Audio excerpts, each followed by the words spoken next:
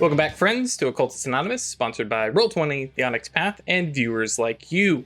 As always, thank you to everybody who follows, likes, subscribes, comments, hangs out with us. We really appreciate your support. A special shout out to our patrons who support us monetarily, throw a little cash our way on Patreon. Get a little extra access to some things.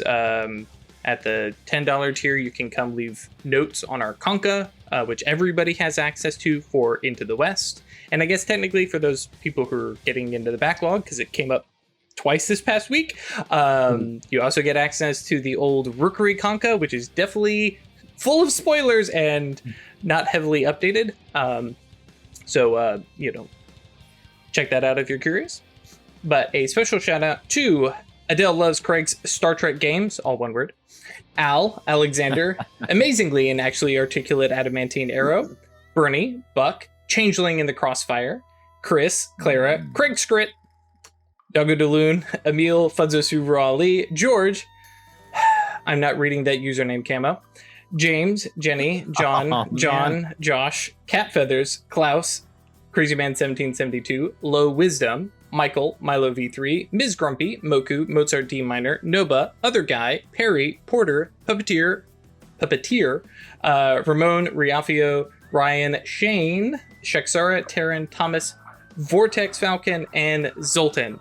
And if anybody's wondering, yes, Camo's name was, I'm not reading that name, Camo. I thought somebody finally did it. Yep. I appreciate Twitch chat was on it. They were like, wait, hang on. We know what happened here. Good stuff. Yeah. Well, welcome back. If you are just now catching up or you're new here or anything like that, the lovely coven of witches of... No, hang on. The Witches of Purgatory Bluff. There we go. Are currently following a magical guidebook through 1848, Colorado. Well, actually, currently they're down somewhere in Mexico.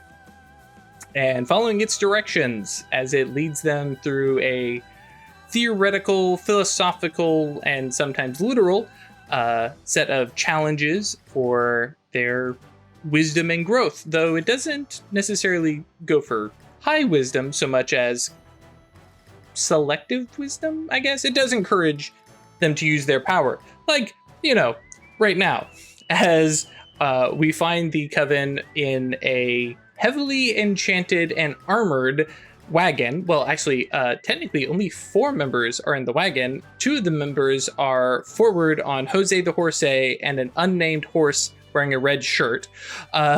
No. I've watched enough Star Wars, Jesus. Turn in your nerd card, Chris. No. You just started enough watching Space Star Trek. Travels. Yes. Watched almost the entire first season of TNG. Nice. Way to go. But yes, Isabel and Jules are atop horses, kind of right in my head. I'm imagining them kind of flanking the horses that are pulling the wagon, not way out front. But correct me. I had said Isabel takes off, Okay, Yeah. cool. like leading the charge, All right, so to speak. I like that. Railguns. Yeah, with that's true. Did we actually roll for your enchanted railguns? I don't believe so. No, we did not. Save that thought, because we're gonna jump into some narrative shenanigans here. Mm-hmm. I definitely spent about a week looking over the chase rules and being not happy with them, to try and figure out how to apply this. So, as my notes say, as I get around to them. Oh yeah, actually, to just kind of set the stage, heavily armored wagon, boulders. Enormous boulders floating around in the sky, swinging around, occasionally bumping into each other and spinning around. And they're moving in not a zigzag pattern. They're moving in erratic patterns and directions. So it's not the classic dungeon of things swinging across from you. Like from your description, it was more they were behaving like hailstones. Some are, yes. Yeah. Yes, it is very clearly, especially as now we have the clouds completely gone and there's the boulders that were behind you casting shadows, and looking forward, you see them out here going through rather energetic, and one might say forceful transformations, and then begin to threaten the wagon as it suddenly gets heavier and starts to sink into mud. Fortunately, Isabel had actually been prepped for this and had already lightened the load of the wagon so it is not suddenly dragging. So that's actually kind of some of the reason why I had to change these rules. So this is going to be more of a narrative challenge, very similar to Milo V3's lovely dual arcane rules. So a couple notes as we jump into this. You're just rolling Gnosis plus Arcana. You can do nearly anything. We're not worried about scale and potency for this, but it does need to be within the practices that you have access to based on your Arcana. So if you only have 2 dots, you can do shielding and veiling. If once you move beyond that, then you can do more stuff, which I'll be honest, for this particular challenge, 2 dots is really what you need. How exactly you apply that is going to be more narrative and up to your descriptions. Of that note, basically, in order to keep things moving, all the players have to go before we get back around to somebody going a second time. So that may affect, if you come up with, ooh, here's the problem, I have a solution that I can do, you might jump in. But, think about what's going on. For me, as long as it makes sense to the narrative and the purview of Arcana, cool, it works. So long as you come up with something interesting. Don't just roll dice and be like, I did it. For clarity about successes, just need 1 success to clear the challenge. You get me 3 successes from your die roll. You give an additional die to whoever goes next. If you get 5 successes, congratulations, you give 2 dice to whoever goes next. But don't worry, there's ways to get negative dice as we roll forward. So, as going back to my notes, with the wagon moving at breakneck speed, there's no time for everyone to help with every challenge. Effectively, you have multiple events happening within one round. The sheer amount of magic within the ritual itself and the scenario presses the veil back, reducing paradox and enhancing your spells. Totally in my notes. You are, air quote, exceeding limits as only a witch might. Thank you, Chris. This is initially set for a 10-round bout, but that may, and that does mean 10 challenges. We're not going to go through everybody 10 times. But that not 40 total rolls and spells. Right. It may extend a little bit depending on some of the potential setbacks if you do not meet every challenge. Are there any questions before we start? And I 100% if we get into this and it's like, whoa, that feels weird, we can definitely adjust this because it's all homebrew pulled out of my ass. But if I got head nods, everybody good? I'll ask for one bit of clarification. When you said we're only rolling Gnosis Arcana, you meant we're not applying Gyantras. But, correct, and also not taking penalties. Mm-hmm. Okay, cool, great. Yeah. Yep. We could spend willpower if we so desire. No. Okay. Yeah. It's one of those things that potentially could, but it's a Willy challenge. Right, no Willy challenge. The issue is that the extra 3 die will almost guarantee a success on top of the Gnosis and Arcana, which is already going to be pretty close to success. So just for trying to keep things a little bit balanced. Now, if it turns out you guys keep failing, I may be like, let's retcon this. We're going to rewind. Let's go forward with willpower. But I think this should be a fairly, based on my statistical analysis, I definitely did some pre-test rolls with everybody. So everything. I mean, I'm rolling 5 dice for anything. So right. Yeah. So it should be doable with occasional slip-ups. So thank you, Norbot. No big Willy style in the Wild Wild West. Yes, that is correct. How to mute users. Okay. Oh, I'm quieter, huh? Just a little bit. And sometimes it's What because about now? Is that better? I like that. That's good. Yeah. Because you definitely do the whisper thing occasionally, plus lower mic, and we can definitely lose you sometimes. Well. Okay, good to know. See, and that actually kind of comes through. So. Gains up higher, everybody. Prepare yourself. Good, your loneliness. So if this is working correctly, any one of you, and I'm going to test the first one, but should now be able to click the roll button on the rollable tables thing. It's under macros, and should be able to just somebody call it so we don't have a billion of them all at once. But just go ahead and click. I'm curious I will if this. click it.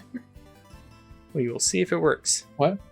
Yes. Technically, not a meteorite. Technically not a meteorite. Yes. Yeah.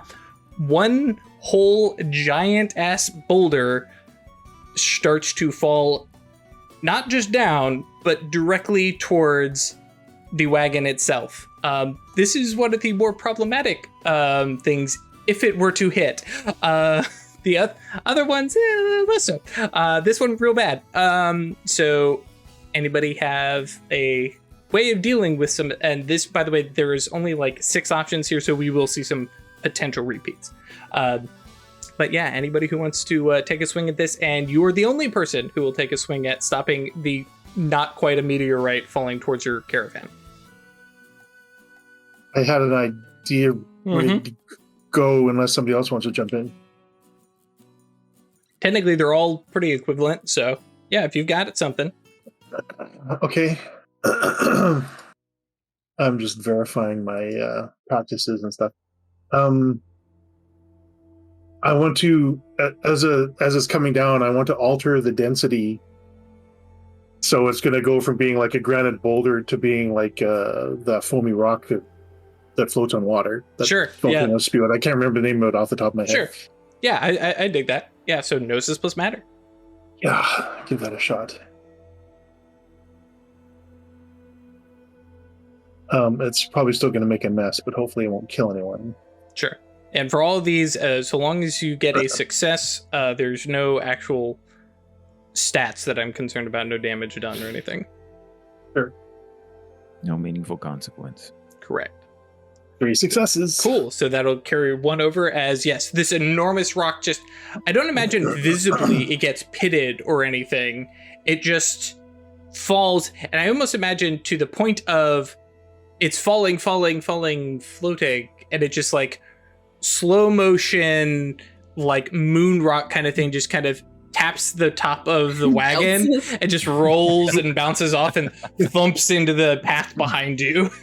And I don't know that the speed it's moving would change a lot, but you know. Oh no, I'm just thinking of air resistance. Yeah. Oh sure, yeah. But there's these joke rocks that are actually, they look like granite, but they're actually like foam. Oh yes, yeah. My sister freaked the hell out of me once in a store. She threw this thing at me. I'm like, but it's just little tiny foam, so it just bounces and rolls. And that's beautiful.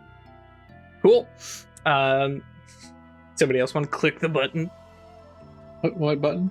So if in the 5th. Oh, I see. Yep. How about if whoever took the turn can roll the button? Oh, I like that. Yeah, that works. Oh, so, that looks bad. Lava falls from heaven. Thanks, Craig. So yes.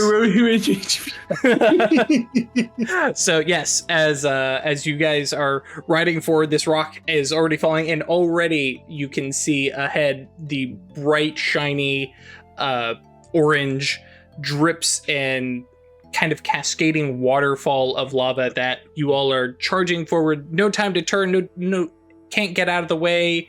It's going to hit the wagon, and the unprotected Jules and Isabel and the horses. Somebody has to do something. Can I go?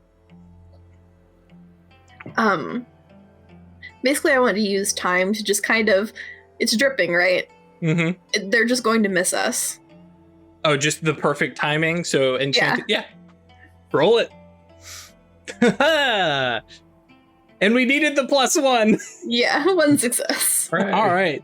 Yeah, and so I imagine this goes beyond just like affecting you, but even like the drops just slow down. Like Isabel is almost going to ducks her head to the side, and the drop just kind of pauses. Yeah, I was thinking more of doing it like on the stuff itself.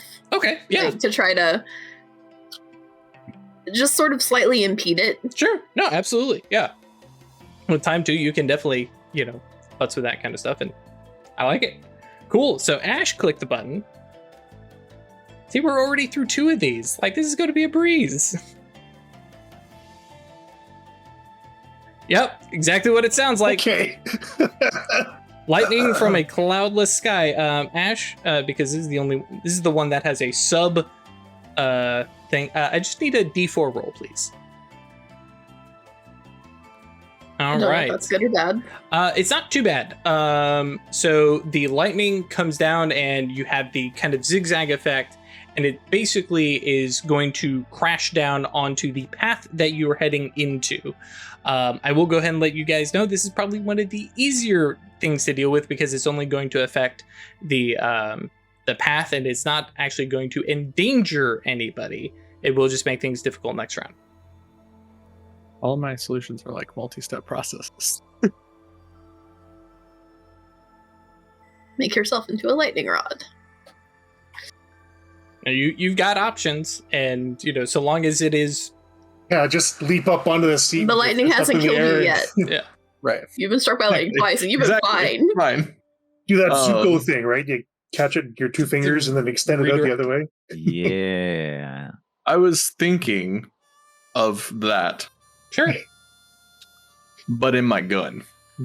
Sure. I dig it. It's narrative, just redirecting the lightning in one barrel and out the other, basically. Sure. Yeah, more or less. Cool.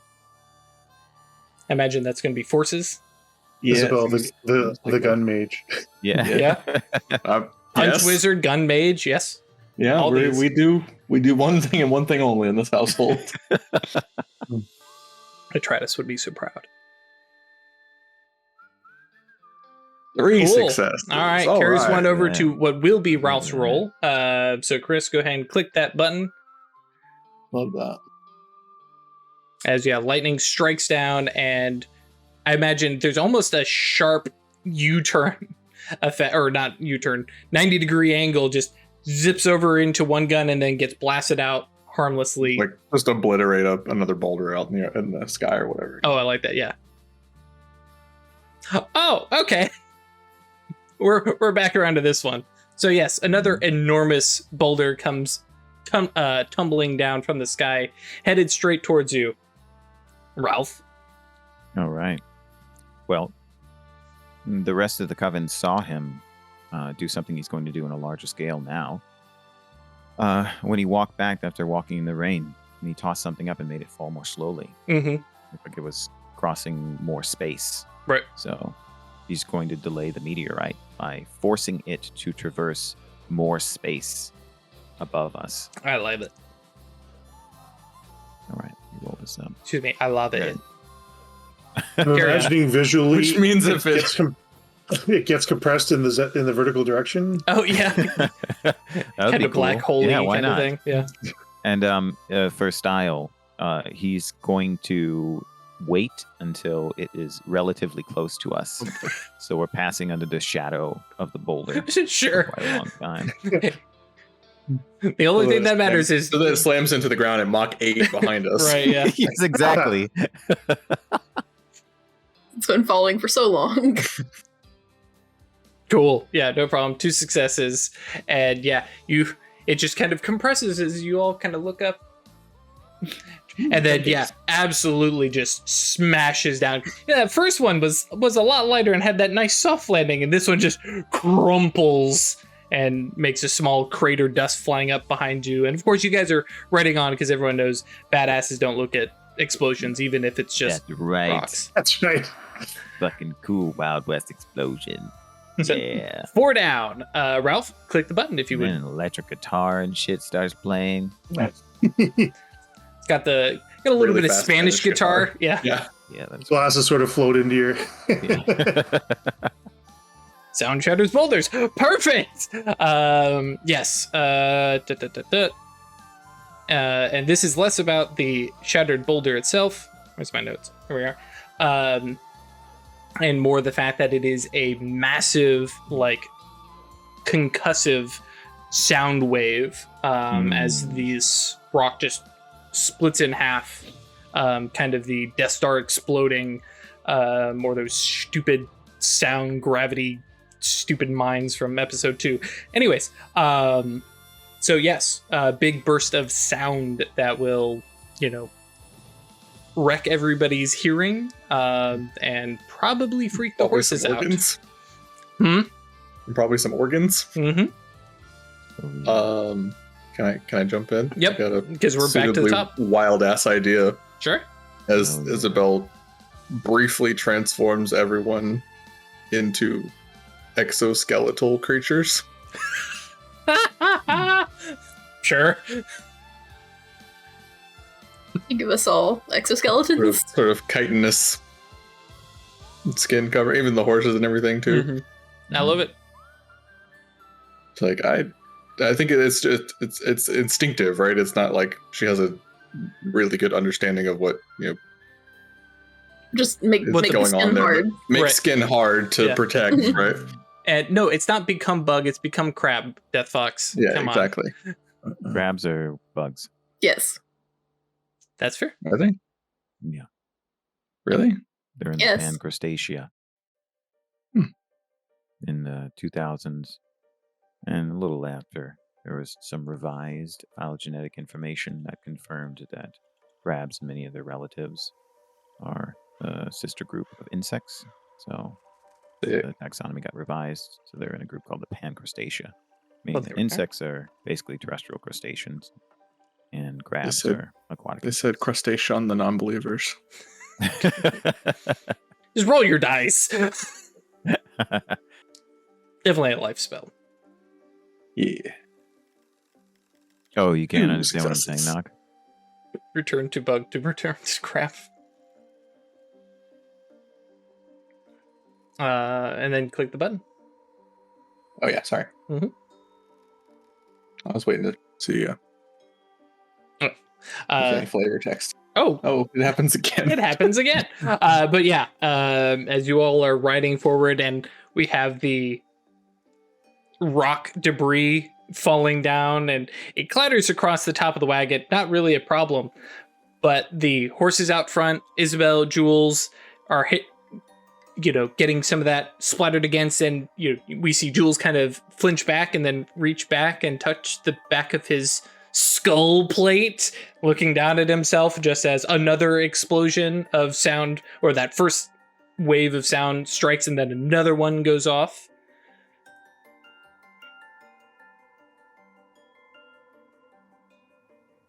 We're about halfway through this this hell. Mm-hmm.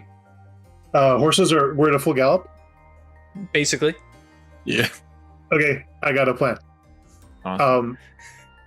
Theo just sort of extends her hands out in front and just pulls them aside, and the ground opens up into a ramp down into a tunnel underneath the ground.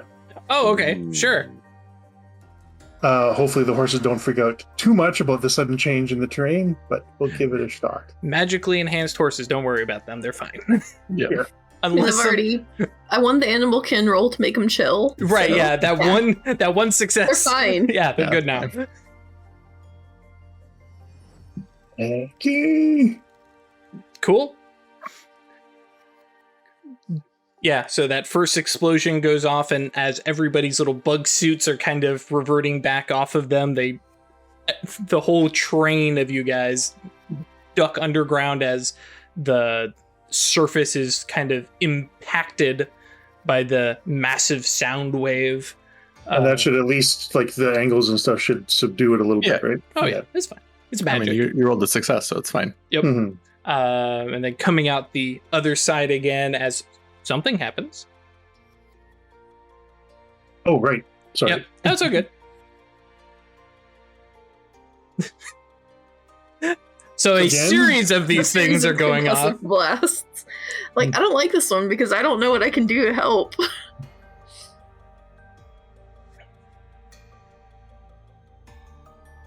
So yeah, we have let's see here. Would you like me to jump in? Sure. All right. The sound is directed in a certain area, right? Sure. And I assume that it's past a certain point, it's not going to have effect. Sounds logical. So we're moving forward, and it looks like we're going to get into the region that the sound is going to affect us. And you see, or you probably don't see because you're paying attention to the road. Legba blinks, and when its eyes open up again, we're past the zone. Just So, teleporting it's gonna do forward. something for the first time. Indeed. Cool. Roll it. Skipping the threshold. That's how he thinks of it.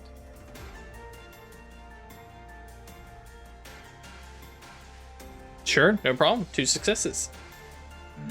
Mhm. Click the button. Yeah, as like That's right. the sound is about to hit in front of you, but all of a sudden, no, it just hits behind, and all the terrain has just lurched forward. Bright as the sun. Perfect. But this may be still problematic for Ash, but we'll see. As mentioned last week, one of the rocks just starts to emit light at a ridiculous brightness. To the point of actually looking like a bright sun, very flashbang kind of effect, minus the concussive sound, and it's blinding and potentially spooking the horses. Ash, what you got? Pretty scary. I'm not entirely sure. I was thinking of just sort of like pulling the fate thread that will get us through this. Okay, yeah, and So, and like, if I can flavor for a little bit to help you out there, like maybe a big boulder happens to move in front at the Create an particular moment eclipse. when it goes off. Yeah. sure. That's Yeah, cool. just find the one that we're fine Sure. I and love make it happen. Yeah. Just a little nudge of sheer chance that something creates a little momentary eclipse, which is spot on for Fate. So 1 success, not a problem. Success. Nudgy. Nearly out. There's only a few more boulders floating out there. Oh yeah, Ash. gotta click. Yeah, it's okay. All right. Hang on. Have we? There's no way we've done all. Is there of one them. we haven't seen yet? Yeah, there's 10 on the table or something. There's 6 on the table. Yeah. Oh. Okay. So one that you haven't seen. Okay. That's not Just too make bad. it happen last if I you might. haven't seen it yet. Yeah, I might. So yes, as you know, this bright flash, and it's just getting unbearable when another boulder kind of cuts through, and you just travel in shadow for a couple seconds, and everybody's blinking their eyes away, and then realizing, oh, that boulder is coming towards us. And I'm imagining like the grass around us is like smoking and Yeah, it's not quite on fire, but woo, boy, Mm. yeah. Real hot. And I do believe that was everybody, so we're at the top, air quote. So if anybody has some way they want to handle a giant boulder tumbling towards them. Isabel just points at it and just says no. Pointing at it or pulling the trigger and pointing at it? I mean, pointing with her gun, that's also her soul stone, but Sure. just like, look, I know that you think that gravity is this way, but it's actually that way. way. Sure.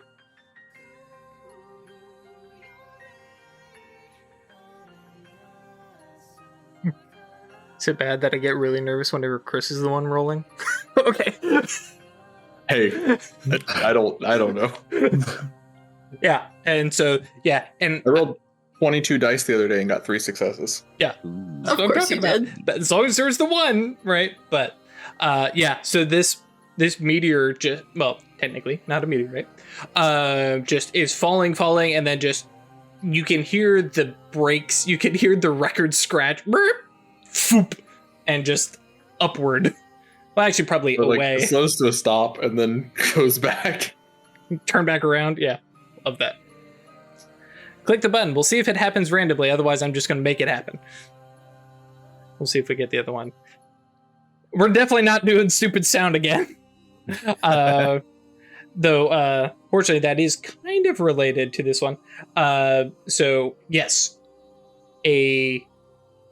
What looks like, actually, because, yeah, this is the 10th one, right? Yeah. Mm-hmm. So, the last boulder that's there in front of you, and I think at this point, everybody's like, okay, what are you doing? It just bursts, but doesn't go all that far. It doesn't spread out. It just becomes an enormous cloud of gravel and sand that just kind of hangs in the air and just rolling towards you as basically a ton of shrapnel.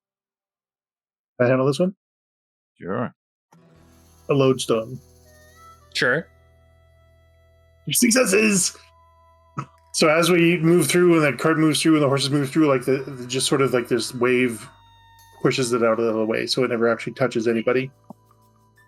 Yeah, I like it. Not just a little lodestone, but just that like sheer almost magnetic pushback. Mm-hmm. Yeah.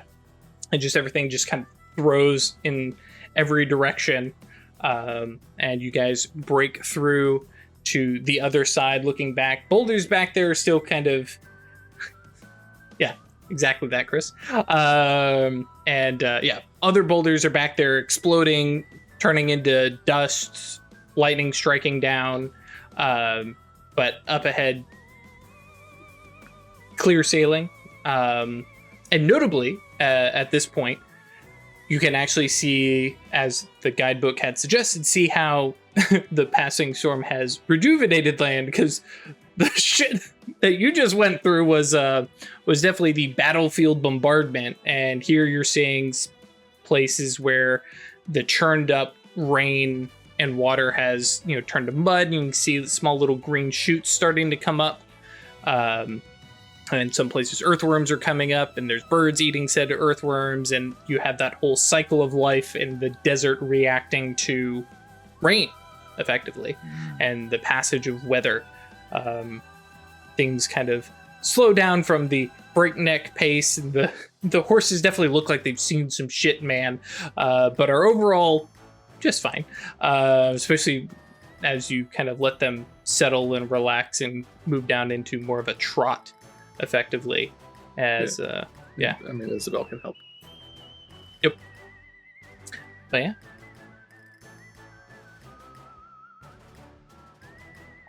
Take a minute to kind of check on everybody. Rilla making comments about how she was, making sure everybody was safe from the heat. Yeah, It's great. Yep. She was dealing with the other roles that you guys didn't see. She was driving. Yeah. Yeah, that's a good excuse. Jules. Yeah, I kept trying to look and see what like my 2 dots of prime could do, and it's like I don't think. Yeah, there's some stuff that you could potentially do, just in regards to this all being a spell. But well, you can shield from spells that are directly targeted at you, or if the it's subject. Just like, yeah, if it's just like the boulder is exploding, but it's not targeted at you. Yep. That shield doesn't help. Nope. Yeah, Prime 2, I guess, would probably be the only one that's... Well, I guess mine 2 probably wouldn't give you all too much, depending on what the effect was. But yeah, regardless, you all kind of come through. I know both Rilla and Gisela are both getting dots in forces after this. I don't know if anybody else is, but yeah. As Rilla all of a sudden realizes that shielding things is nice, but maybe I should have some more application. Besides the gentle nudging of the practices that she knows. I mean, ruling is pretty strong. Right. Yeah, Isabel's got just like way too much adrenaline and is like just circling around the wagon and like talking to everybody and like, look, I'm not saying let's go again, but like Jules definitely looking at you like you're a madwoman and going, No, we're good. We got through. Good job, us, and we don't need to do that again. Yeah, I wasn't really fond of being a bug. That was weird. That was a little shocking. A little much, yeah. It was useful. It was good. Thanks, but like, I would rather not. I'm not advocating. I'm just saying, undead horses would have been a lot easier to control during all that. Just these are not your horses. I know. I'm not advocating to do it. I'm not saying. I'm just. If they had been, it would have been easier. That's all. Jules is sitting over here holding the horse's ears. It's like, no, Right. Legba turns to Theo and says, "Can you grant temporary undeath?" I've been thinking about that. Imagine everybody else is watching this Why? conversation. It's like, what? No. But yeah, Seems like that would be convenient if the vulnerabilities of the flesh are something we need to avoid. I've been thinking about that. I don't want to be a bug, but sure, make me a zombie. Yeah, I would also They don't rather wanna not be a be a bug. temporary corpse. Yeah, like it's for yeah. I've been thinking about if there's a way to do that. I don't know if I can do it yet, but it is something I've been thinking about because there are certain narrowly defined situations that would be very beneficial to not be alive for, if one could then return to life later. Indeed. Admittedly, they're edge cases, but it is something that I've been thinking about. Let me know what you find out. I will. I might be able to help. Y'all have fun with that. We will. I think Jules is the one who says something about blasphemy and like, y'all need to go to church. Y'all need Jesus. Yeah, but it is definitely in the humor, English the style. yeah, then the very humor of like we just got out of a death-defying situation, and yeah, And just to clarify, that was Theo's intent when she made the comment about Yeah, undead horses. It Yep. was to, yeah. but no more of that. No more crabs. No more. I am so done with this day. I've had enough excitement. Sorry, this is old Jules. We just gonna continue on looking at nature growing and things being good. No more surprises. Has it ever been that easy? Somewhere between 4 and 5 surprises are left, Jules. I guess that's true, but hopefully not today. And no, I guess it hasn't been all too easy, though. That second or third day, I mean, we just had to deal with nosy, cavalrymen, and that wasn't bad. That was normal-ish. But yeah, and you all continue riding in, I imagine, a more sedate pace because the horses have just been put through a lot and need some time to recoup and recover. And as we kind of zoom out and we have the fast travel effect of the sun moving through the sky, as you all ride forth and talk, conversate kind of casually. Waves of flowering cactuses and and that is actually exactly what we end up seeing more of, is especially as you move through the day and sun is now ahead of you setting, looking around, and like some of this stuff is the cactuses were already there and they're flowering. Okay, that kind of makes sense, but some of this grass looks new and is like knee height. So there's definitely this kind of accelerated effect. Rilla definitely, like at some break dinner, goes out and inspects some of this and looks at it, and actually, I guess would only really... definitely want to scrutinize it, try to see why is it like this, right?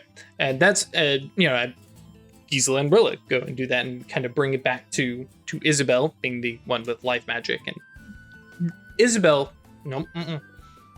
Rilla, brings it forth. Oh, I knew what I was saying. Yeah. So Isabel, this is a day old, and she is holding like this knee-high stalk of grass. What? That's what is doing this. Can't be the storm. Magic. But why? And actually, from her perspective, she actually points out it's not. It doesn't have the same nimbus. The previous nimbus of whoever has been doing all this, that whole like sun-baked, cracked earth kind of texture it leaves on surfaces, and the kind of sensation that plant matter has died in the skin or on the surface of whatever but this has no signature nimbus, or not that of a mage. Spirits? They can make things grow. Yeah. That's true. It's not exactly it's not my purview. Hands over into Isabel, like there's a bit of a wobble. Yeah, can you just look around and see? Walks away from whatever campfire or whatever, and just sort of like face plants into a big patch of grass. Somewhere Jules is going, I'm courting her. Gotta get up close. Then you got to be down there in the grass with her. Nah. Cool. And I'm not going to make you roll for this, mostly because as soon as you start to scrutinize, you pick up some familiar stuff that you've never seen before. Notably, this appears to be the effect of the passing of the Tempest. So not necessarily the magical storm caused by the book and stuff like that, but the Tempest itself. Wherever it passes, it literally destroys and then it tries to rebuild what it fucked up. Unrelated to, but a Similar coincidental effect. Yeah. So, yeah, but notably the big thing that you get from it is that, no, there is no specific signature nimbus, but you can kind of, in my head, based off of her peripheral mage sight, you have that, I guess, like, oh my gosh, a harmony to the sound of the Tempest itself. Right. It feels like it goes with. Mm-hmm.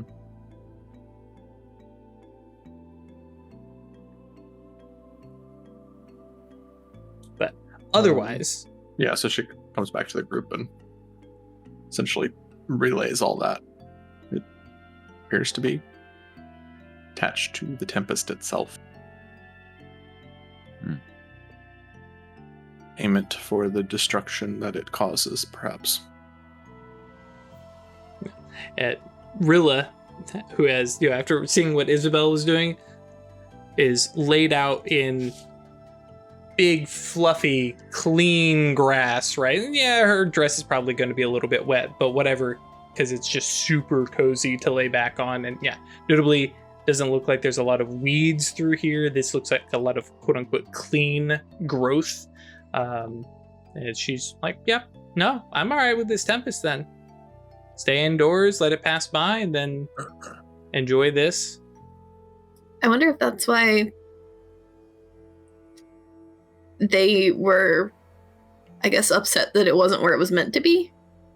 Like it was supposed to be doing this somewhere else.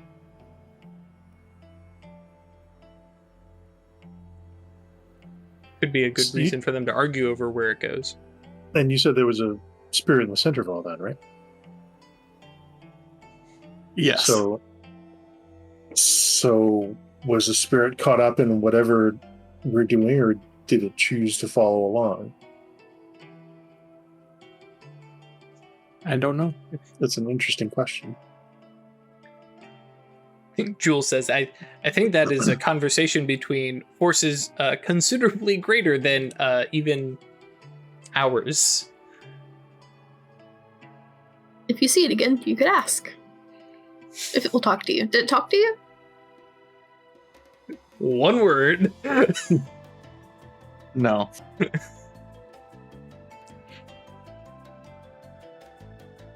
Not in the way that we talk to each other. Or the way that you talk to darkness.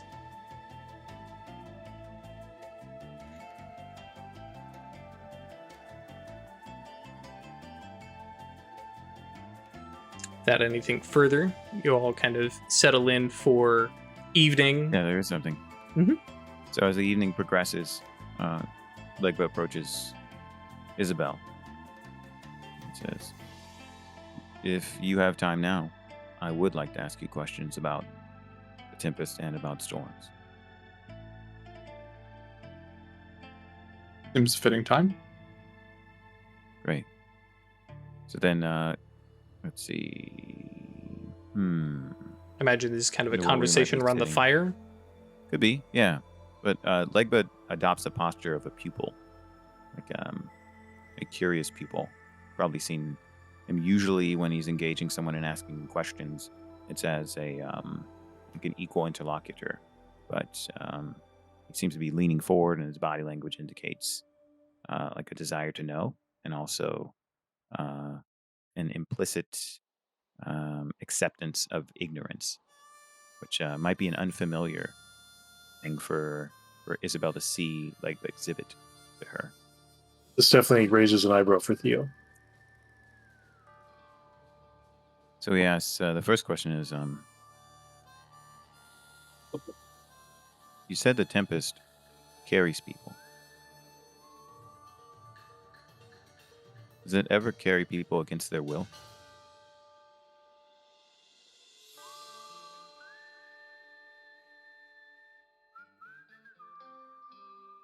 I don't know.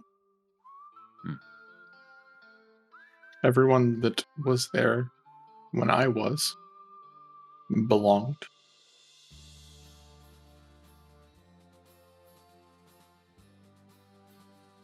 Seemed to know what they had gotten themselves into.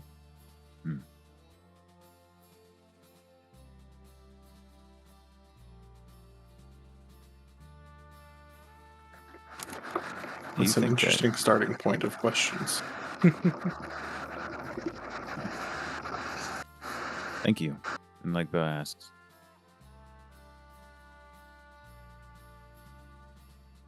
do you think that all the Tempestari, he's like confirming that that's the name you referred to them as,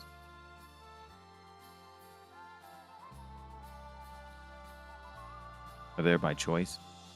And what I'm asking is, maybe they think that they chose to be a part of the storm.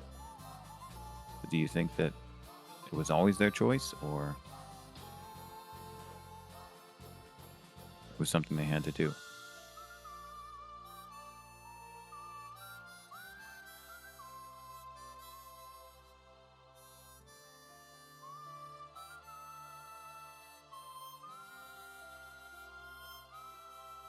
You're asking questions more fitting for Arachne than for me, I think. But just being on top of the storm is not enough to become a Tempestari. You have to initiate. You have to purposefully dedicate yourself.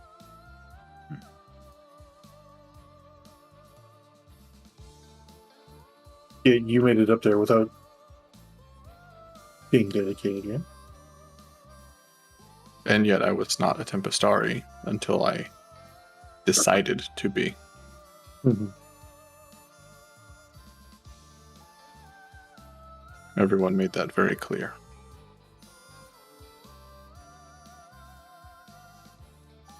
When I shaped my own soul, after it happened, it felt like something that I was always supposed to do.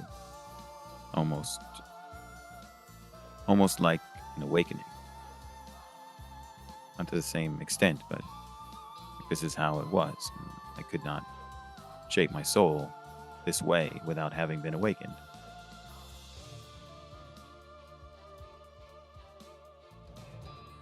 I mean, if you would listen to the Diamond Order, then these legacies are soul deep acceptances of a philosophy.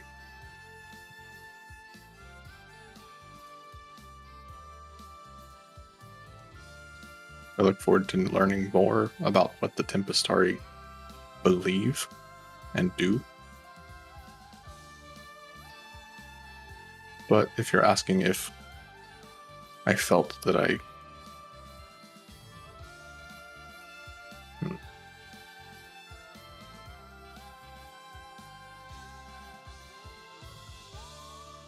To jump in here, this is actually the kind of nature versus nurture kind of idea Right. behind legacies. It's like, is this your natural nature coming out as a legacy, or is it something that was taught to you?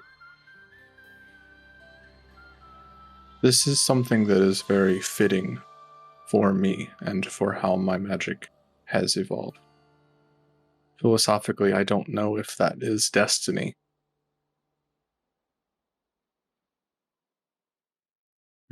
But I shall continue to choose to study it. That makes sense to me.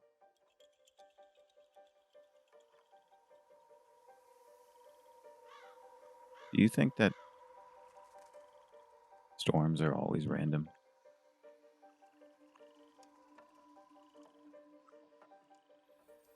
I don't think they're ever random.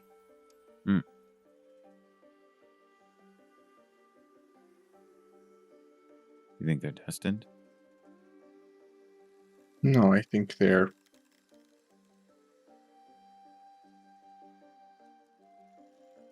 a different form of life.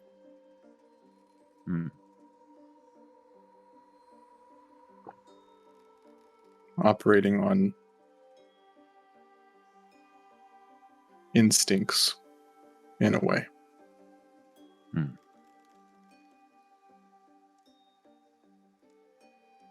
But much of the world I see this way. I think Rilla is sitting over there with like her notebooks and like actually full Obremus mode. Right. There is the science of the world as we understand it, but there is also the spirit of the world.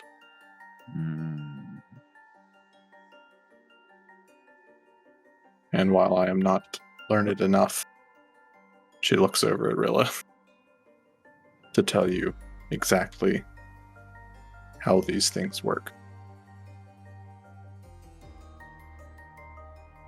Actually, I think going off of that, I can, yeah. Rilla has a moment of like, you know, you say it like that, but what if spirits and their sapience are the things that cause complications and randomization in what would otherwise be orderly and calculated weather patterns? And she's gone into Just nodding theory along land. like, yes, very Yeah, a good idea. yeah. She's off in theory land in her head, but comes out and does like, hey, your storm spirit friend, I'd love to talk to him now.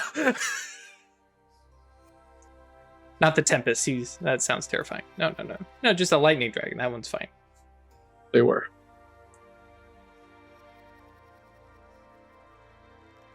Do you think there's a storm inside all of us?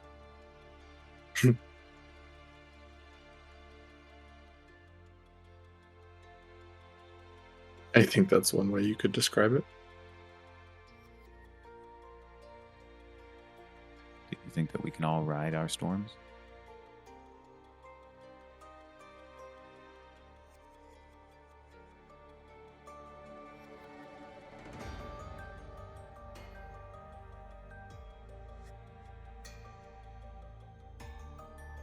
Everyone in this camp, yes.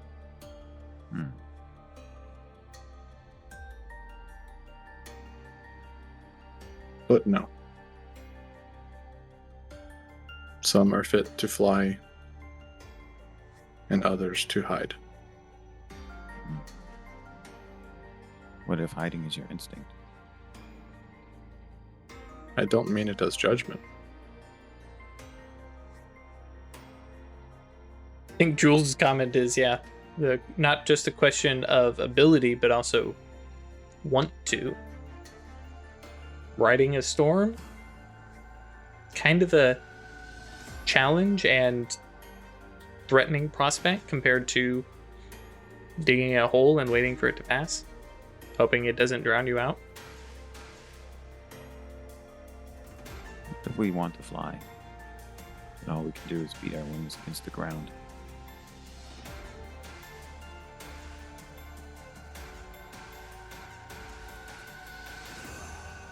What do we do?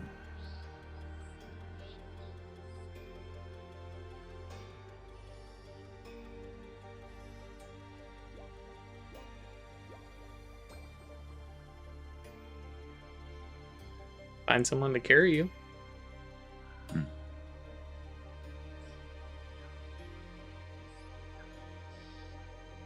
you can't walk, Wait for the right wind.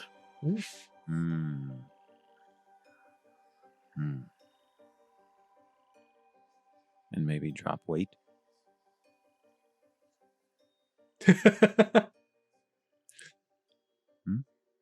Oh, this is 1847. Weight is kind of okay. That's fair. I meant if I were to fly like a bird, I think I'd be too heavy.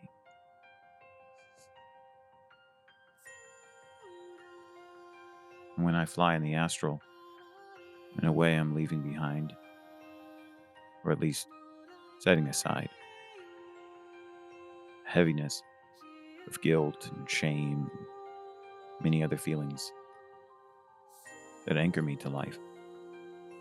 I'm pure thought, and I get to experience it without restraint. I don't know that you'd be restrained here. It's magic. If you want to fly like a bird, you can fly like a bird. Okay. But what if I wanted to do it without literally flying? What do you think? Well, to twist words and throw them back at you, gravity is a lie. That's right. And maybe the weight we carry is also. Maybe that which we prize, we use as a source of strength, can also anchor us and prevent us from moving forward.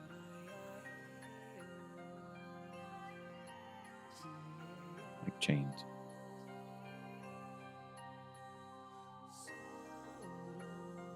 Thank you for talking to me. I hope it helped. It did very much. Very, very much. I'll talk to you more about it tomorrow.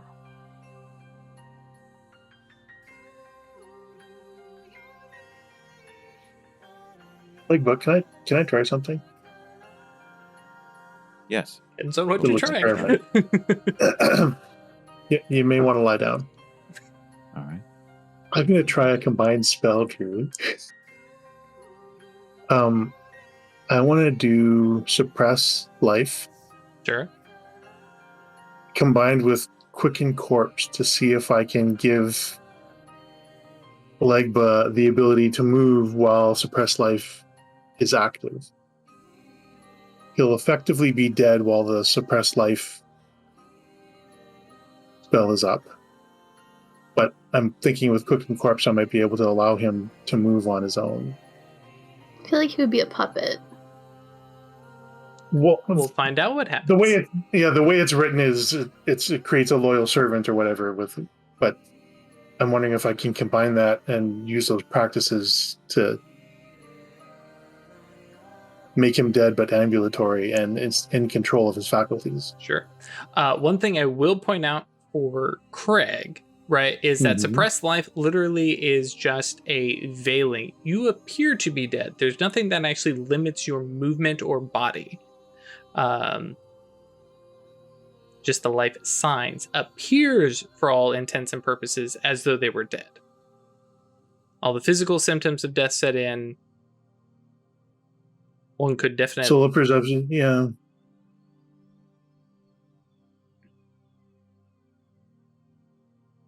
Okay, I interpreted it a little bit different. Like all the physical symptoms of death appear to set in, so that would be like muscles wouldn't move and things like that. Sure. No, I definitely in this case, especially with the combined spell aspect of it, hell yeah, Yeah. go for it.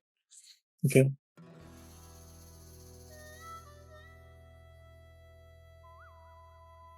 Been a while since I've done a combined spell. So you would roll the lower of the arcana, which in this case they're both death, Both and death. you would Mhm. roll everything normal, like spell factors and everything like that. Have the same scenario -2. In this particular case, it is also a duration spell either way for the primary factor, so that's the default primary factor. I don't need extra reach for the combined spell, right? Nope, it's just the -2. Mhm.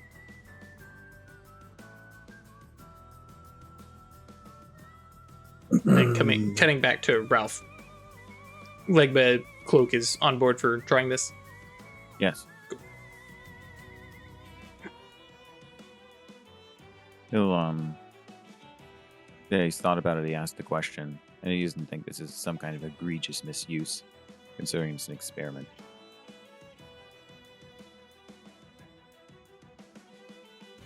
3 successes.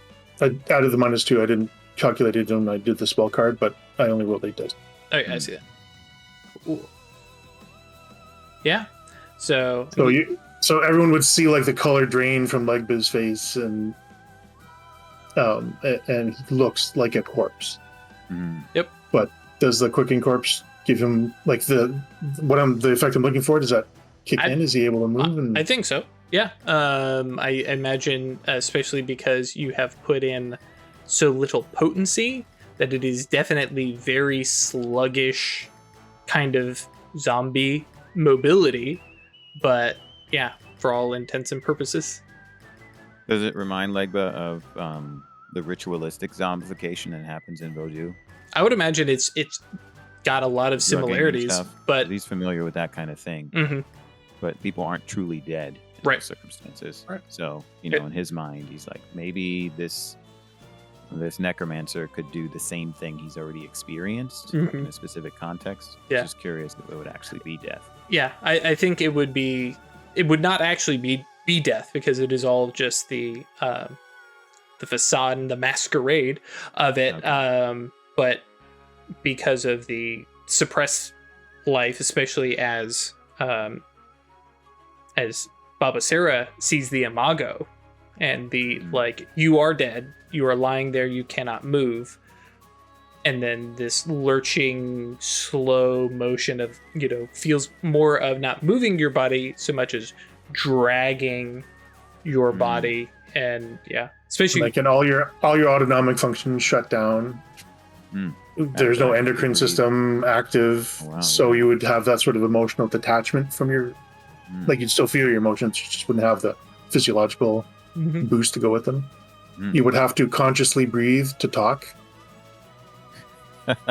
Yeah. Right, like, oh, I need to fill my lungs, now I can speak. Yeah. Yep. It's kind of how I'm imagining it would be. Though I will playfully point out, suppress aura actually does the emotion stuff, but Mhm. I'm with you here, yeah. Because suppressed life is just the appearance of death, but this is definitely within the realm of combining a 2-dot practice of veiling Mhm. and or actually more specifically shielding. You're being shielded from life by using death. Right. Wiggly there, but and then giving some semblance of movement via quicken corpse. So you see Legba ventilate deeply and then say, I think it worked. What do you feel? Probably not at all. Less Considering that it's challenging to speak, right? He, Mhm. he says one word less. And he says, continuing this is unwise.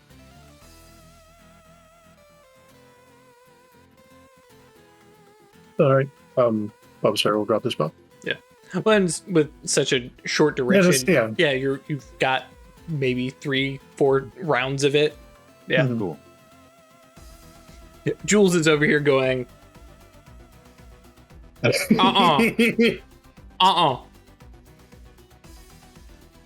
There's Like there's that. some evolution to that we'd have to do first. Sorry, go ahead, Ruff.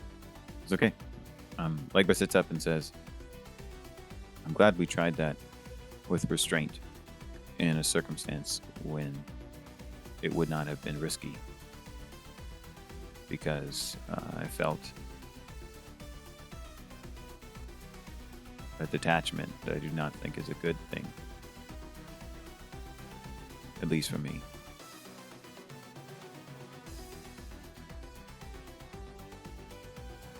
I understand the perception. There was no risk. Oh, I don't mean there was a risk of Right. that experience. Oh, I see. That it might be something you enjoy or something, for example. Yes. That detachment that comes from having died. Yes. And no longer having to quell the storm that's within. Hmm. Or to try and right it. This has helped me too.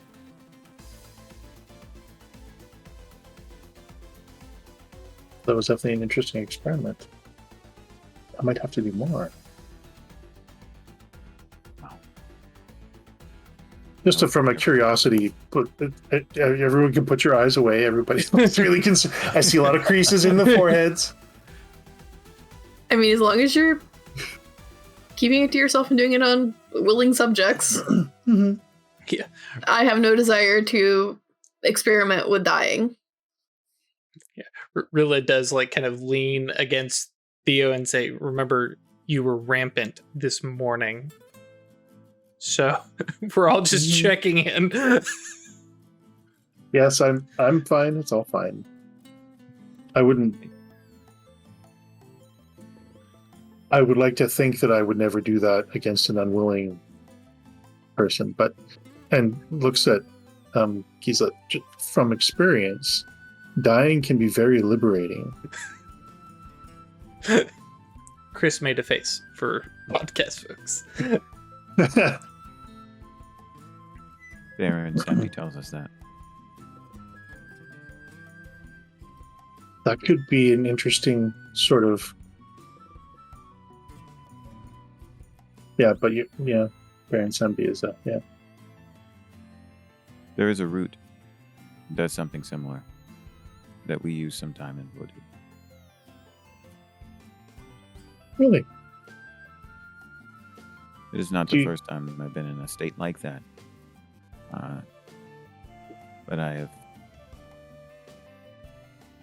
never retained my perception of the world the same way. Which is why If you have a sample, I'd love to get my hands on it. I think I could help you get some. I've been thinking, Isabel, about your guns. It's a much better conversation. Maybe. And I've been thinking that there's a couple things that I could do if you wanted to. They're not alive, so you don't have to. Well, Dead. it just seems to me that you have a special relationship with your firearms.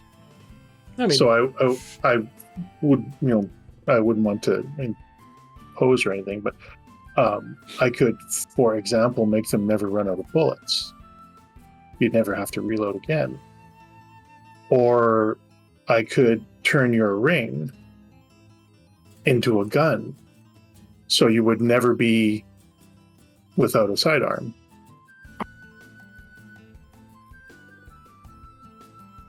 Just options to think about if you wish.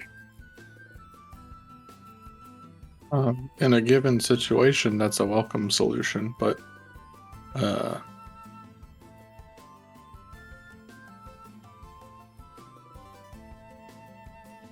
I need to have these out in public when we get back.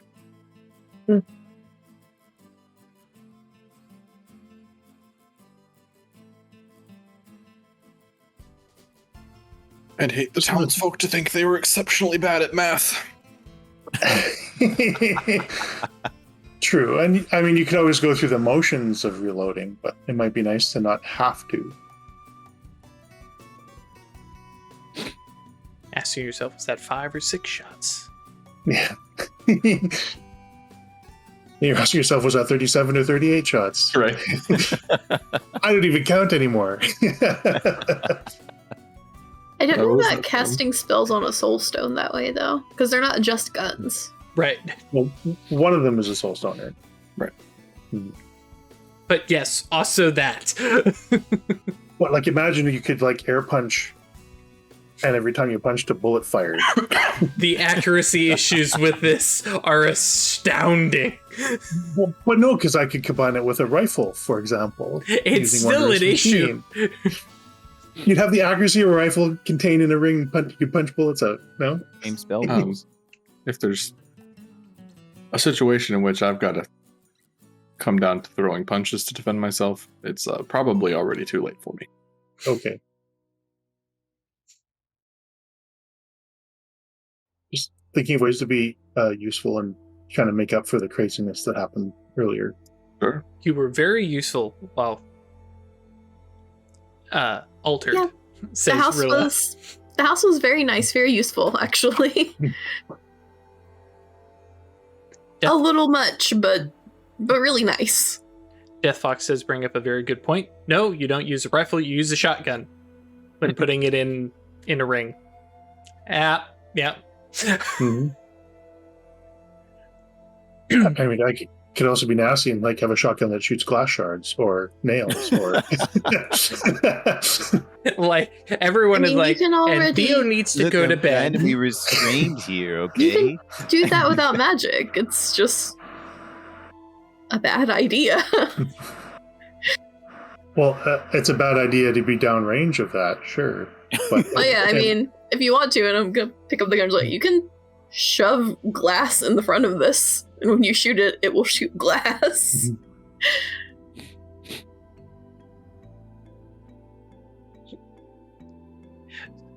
I wouldn't, but Jules is over here. We went too far. We've gone. I've just been thinking a lot about limits lately, and I think I'll keep we can them do. as more standard issue for now.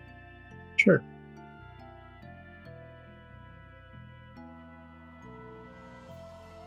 Chris has plans for the other gun. No, I have no Oh, doubts. But there's a lot of things that I can do that would keep them standard issue. Like I could greatly improve the balance, for example. Sure. Make it a lot easier for you to aim and manipulate them and stuff like that. There's a few things I can do to help. If that's something that you're interested in. Just an offer that's on the table. Be more receptive to non-obvious things, yes.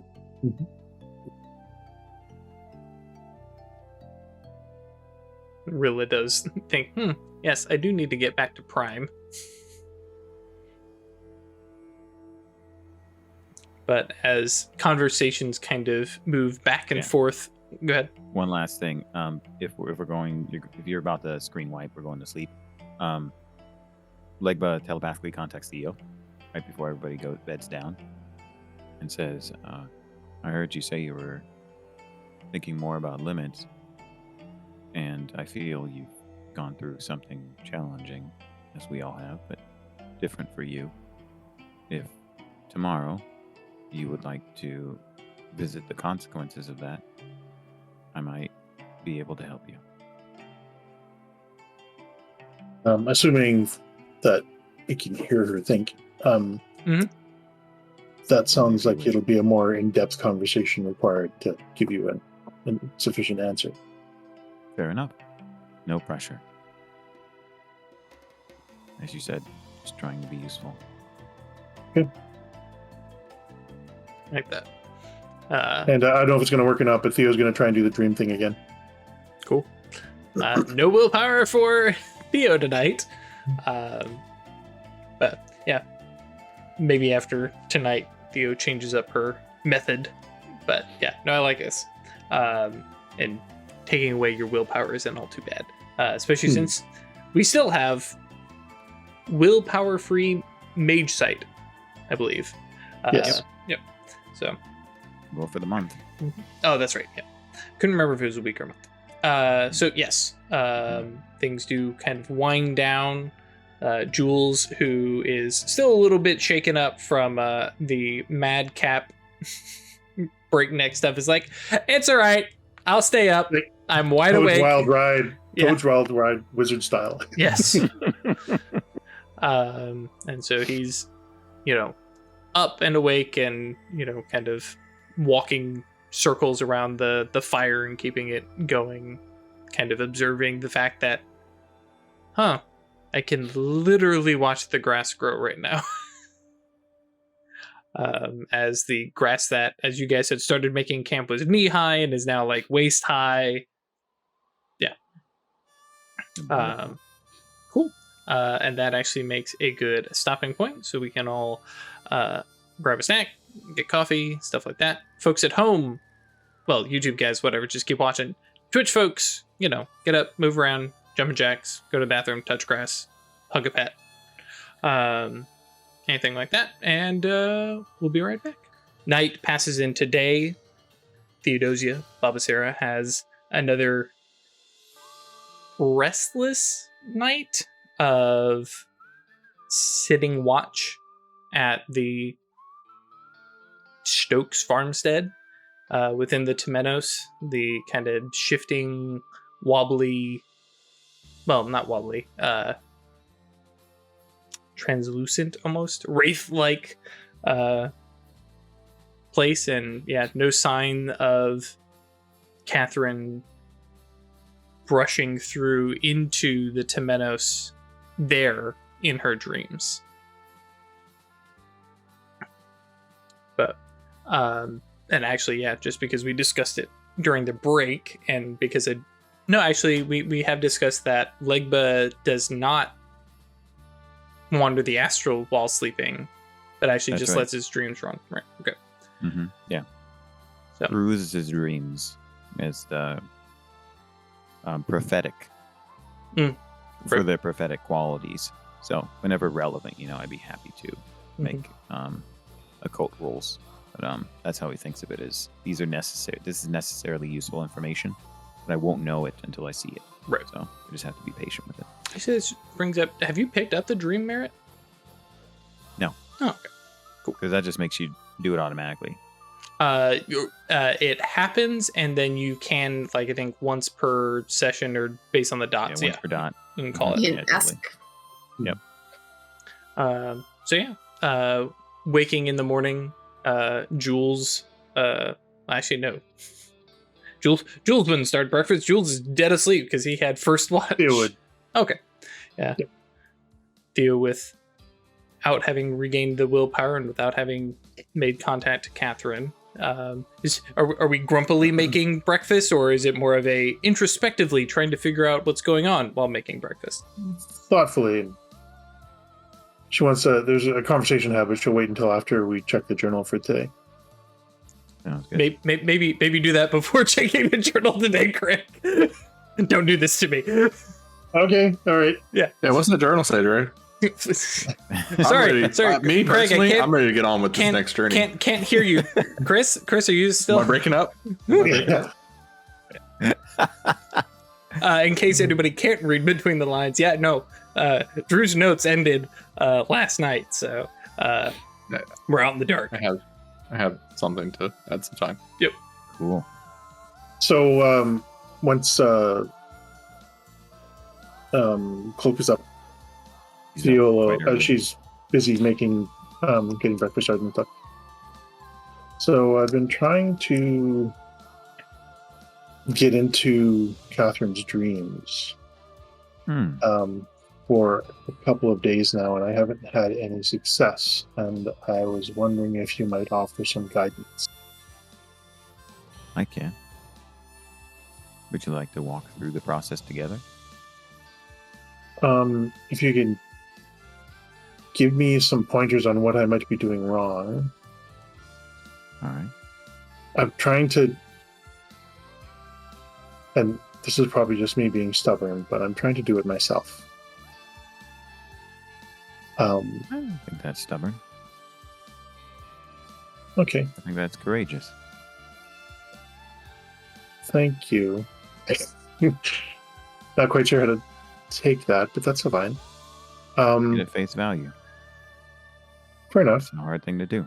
And it's how I first learned to transcend mental space by contacting you the same way.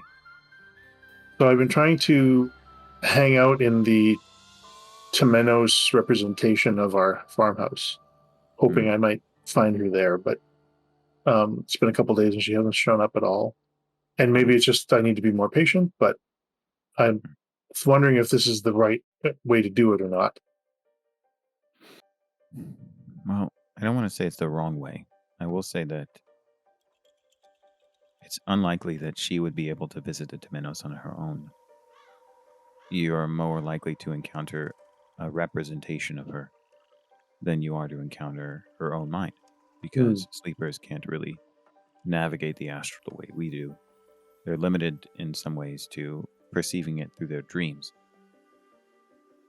The way I was able to reach you without casting a spell was through, a chain of thoughts. When we are thinking the same thing, it creates an astral tether that links mind to mind. And it might be faint, but it is navigable. The way I imagined it was in my Oniros might be an island in a sea of connection. And all of you represent other islands. And if I understand how to walk the chain that links the islands, or traverse a ship, or whatever kind of metaphor makes sense to you in your own mind, you can get from island to island. Without going through the Temenos. Yes. And that's not a mind thing, that's just you manipulating your own Oniros. It is an awakened thing, and you aren't manipulating anything. You are just navigating the connections that already exist. It is actually more of a space thing. Yeah, that's right. Right, but you have the ability to see and follow those connections. I see what you're getting at. I'll put it this way. That I have greater ability to work my will to draw those connections into relief and then navigating them. However, what I'm talking about is something that all will workers can do. Regardless So I should be able to do it as well then. Okay. Not just should. You definitely are able to do it. But the conditions must be right. You must be thinking of the same thing. And you must focus solely on that connection established as a consequence of the things you're thinking of. Thinking the same thing, or could we be thinking of reciprocal things? Like if she's thinking of me and I'm thinking of her, is that a connection? I think so. I don't know for sure, but I think so. Okay. If I remember from when I was able to reach your mind, we were thinking of similar things. I think Yeah, you know... Oh, I'm sorry. No, we laid down with the intention of connecting. Mm-hmm. Yes. Okay. I'll give that a try next time. I think that's a good idea. And to encourage you further, what you said is right. Connections are reciprocal, right? Connection you have to Catherine is not the same as the one she has to you. They're no different in value. They're just different because you're different people. It's a different endpoint, but the same chord. Yes, exactly. It's exactly right. Thank you for your guidance. You're welcome. Thank you for asking me. And thank you for the scrambled eggs. Yes, and thank you for breakfast as well. And just because I do know what Legba will be doing, do we have anything else that, well, we'll say it, Ash and Chris are planning to do today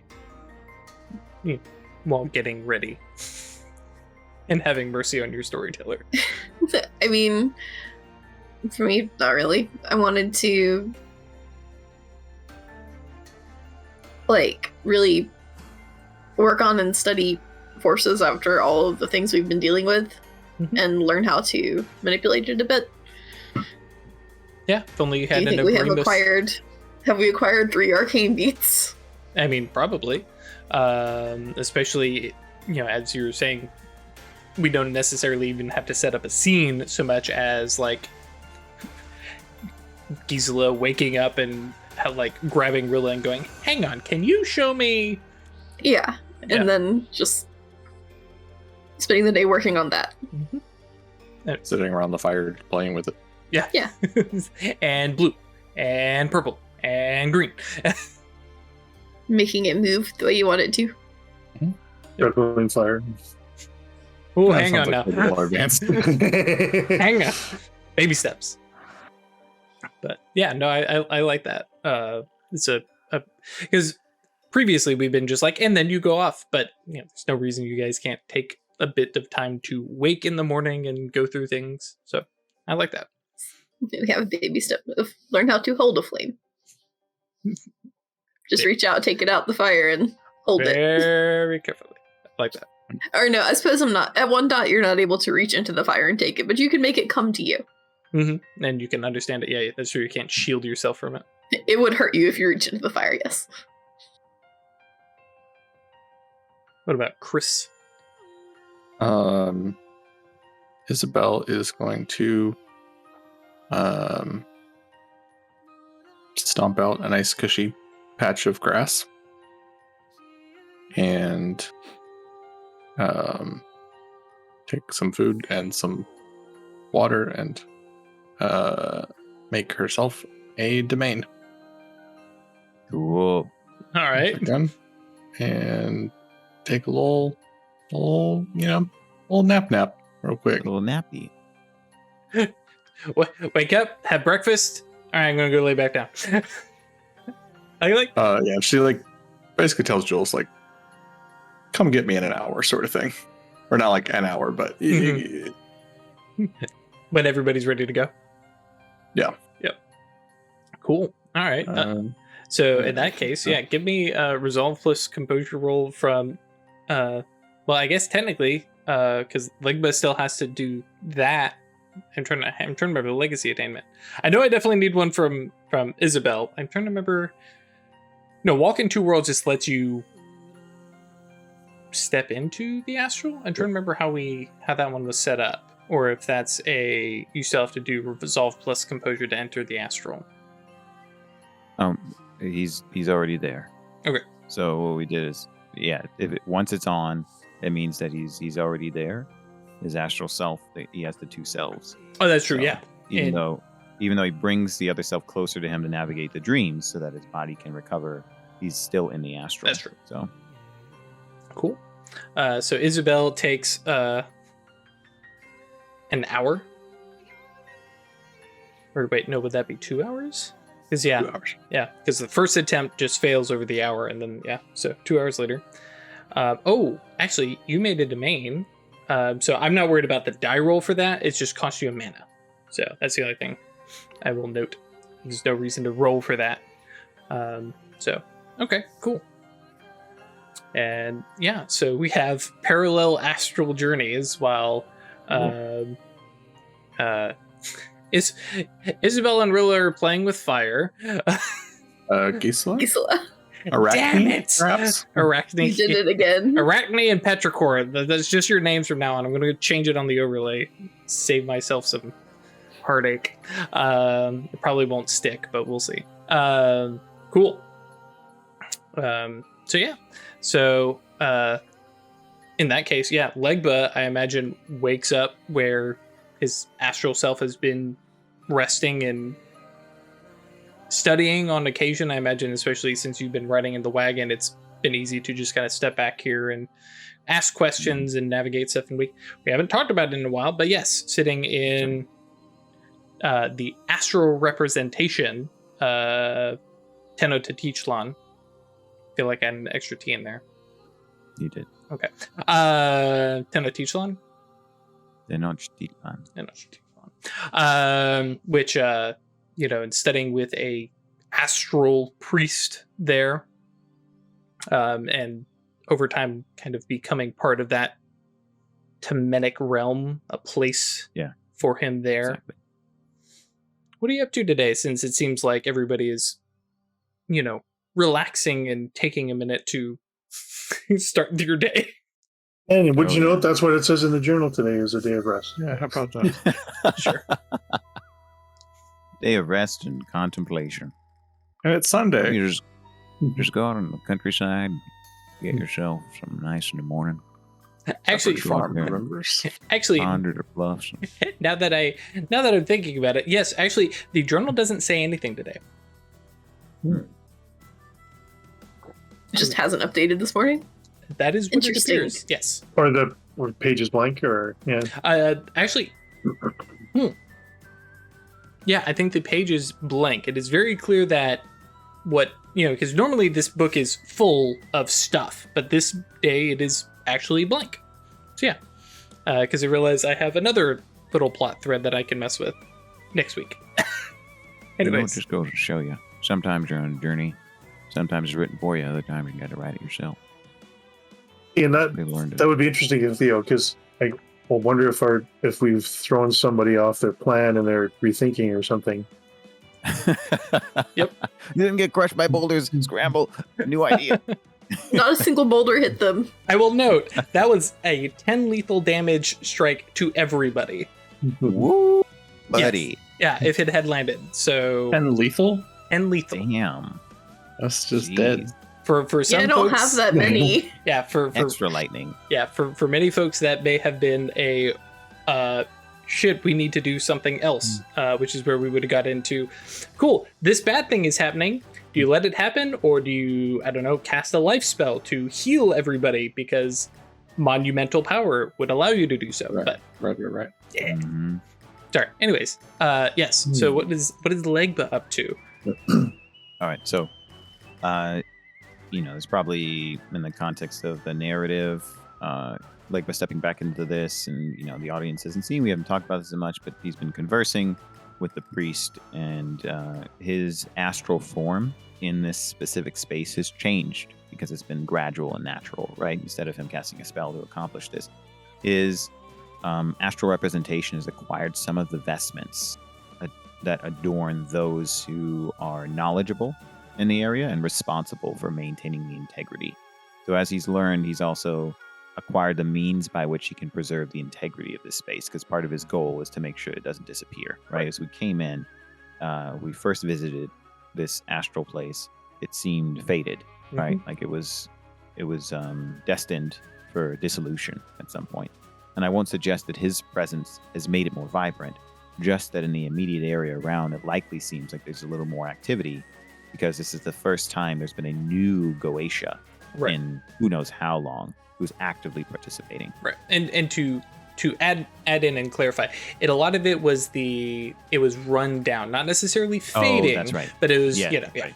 it was worn. Yeah, cool. That's right. The color wasn't dimmed. It was just, it seems like it was in disarray. It was ruined. Yep. Cool. Okay. So, he does things like tidy up, but finally it's a day after the typical blessings or ceremony to respect the space. Legba approaches the head priest, the one he's been engaging with, and he says, "I'm ready now to greet our patron." I think the priest kind of looks you over. There's a definite, initially a weighing of yourself, and then there's a nod of, you seem ready, and then there's a slight shift in its perception of you, and less weighing you, and then looking over your garment and how you appear, and comes through, and there's a little tug, and and it's very not mom getting a kid ready for the first day of school, but more flick a thumb and rub it right off your cheek. but far more of prepping for ceremonial dress and inspection of troops kind of thing, straightening things, cleaning, and looking you over, and nods, and then kind of leads you back to the top of the ziggurat. Oh, wonderful. Where I don't think it's a portal so much as for Legba, it is obviously an iris of some form that links to Menic realms. And the priest leads you, and you guys have initially had been a teacher-student relationship and slowly moved more towards equals. Motions to the gateway, to the iris, and says, I can go no further, but perhaps you may. I will. With your trust and with gratitude. And also with hope that this realm will soon return to the grandeur it once had, and the grandeur it deserves to have again.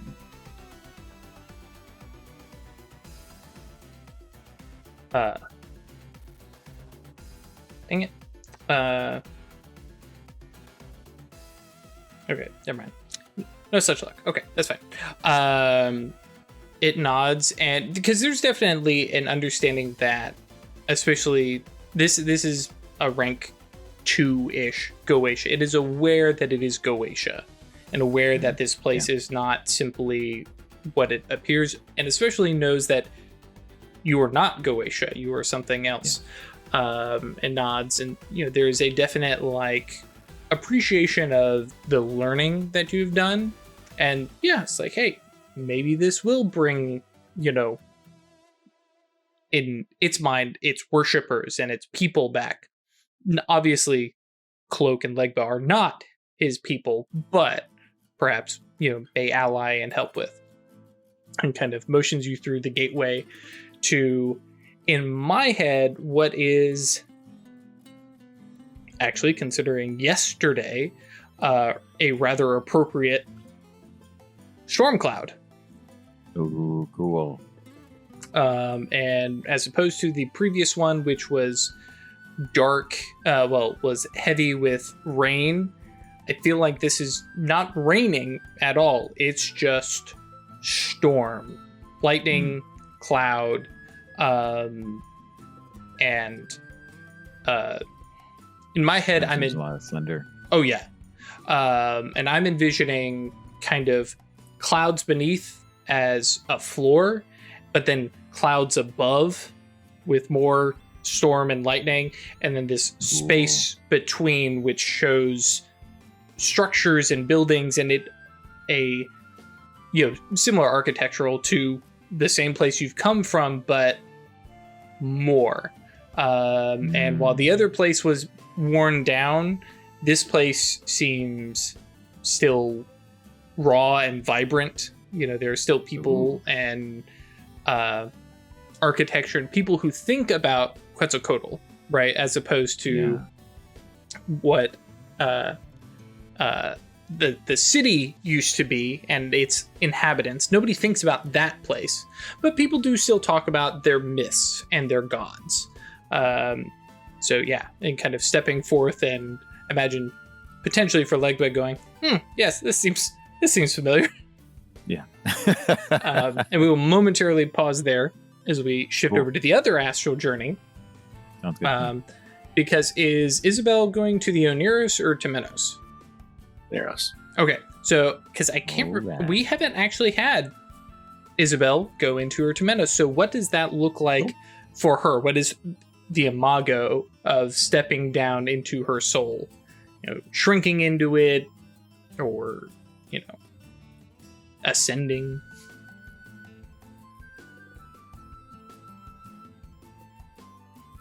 I think it's like coming out of hibernation. Kind of Crawling waking up out of her body. Yeah, waking out of a cave, so to speak. Ooh, that's pretty cool. I like that. Venturing forth into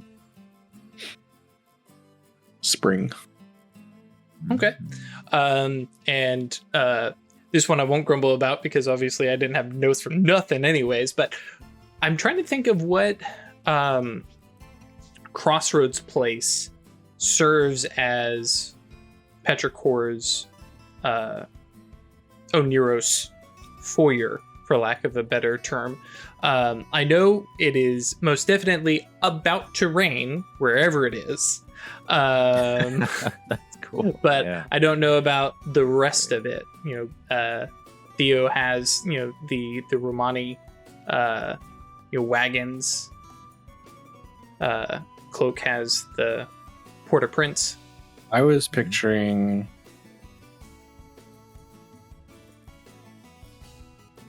like a classic, like Wild West sheriff's office. Oh, sure. A little less travel, but more of like things coming and going through the door. Sure. Mhm. With more cells than you'd think. Like it's bigger on the inside, sort of thing. Sure. Right. Yeah. And her Damon sitting there like boots up on the desk, sort of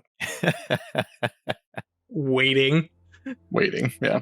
All right, cool. Now I have some notes about Isabel's Damon, so here we go. For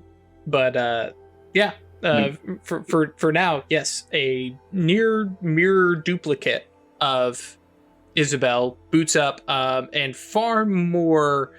I don't want to say masculine. Well, yeah, we'll say masculine dress. For us, it is the cliche of the cowboy hat, though obviously not on Duster, inside. bandolier of Exactly. shells. Yes. Yeah, The chaps over pants, looks ready to go out and ride and save the town, fight bandits, Right. ready for immediate action, and sitting here bored on her ass. Her head tips up and looks at you, and I don't even think she says anything. It's just the expression of about time just on her face.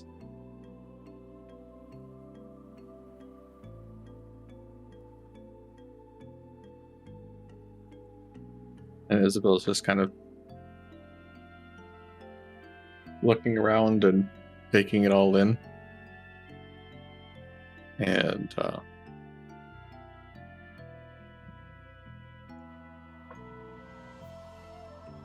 think she starts to like step around behind the desk. Excuse you. Like, I think even just a leg just comes out, like, from off the desk over to the side to, like, block your path and say, "This is my house." And go ahead. And Isabel leans down and gives her a hug. Aw, yeah. And, like, there is a definite, like, hang on, this is... I imagine the Damon's kind of arms are just kind of limp and just, like, is accepting the hug, but is not hugging back. And hang on. Nuh-uh. We need to talk, because you've been doing some stuff, and I have not been consulted, and I find that insulting.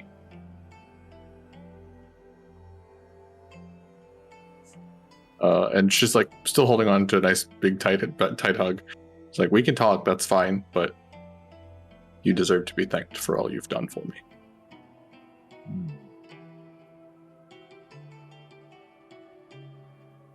Well, your friends, they're a good bunch. And, kind of like stands you upright and, arms crossed and says, and I'm going to emphasize, they are your friends. And you need to keep up with them. Keep an eye on them. I will be very upset if something happens to them. It will not go well for you if I am upset. Based on everything the others have said, yeah, I can imagine. Good. She like stands up and then returns the hug. It's shorter. 'Cause you're what, like me, but a little more mean? Is that about right? I'm you with little more do what I have to. Things have been desperate for a couple years. But it's better now. Aren't I the one that did the things that we had to do, though? Sorta. Do you know what this place? And like she pulls open the curtain, right? And points out, and where you would expect Purgatory Bluff or something like that, you have an aerial view looking down towards the hacienda that, had been defended. And it looks like it's almost in stasis. Like you can still see a lot of the bodies that had been killed laying there. And it very clearly, like, we've put that on This is pause. not fully dealt with yet. Right, yes, exactly that. Like, that's in stasis. Frozen. Still a problem. I was holding that on. Do you know what would have happened? Never mind. We don't need to talk about that. You came to visit. Is it to talk about the change in the weather?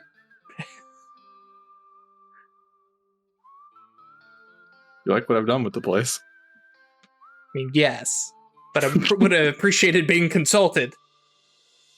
What are you here to see?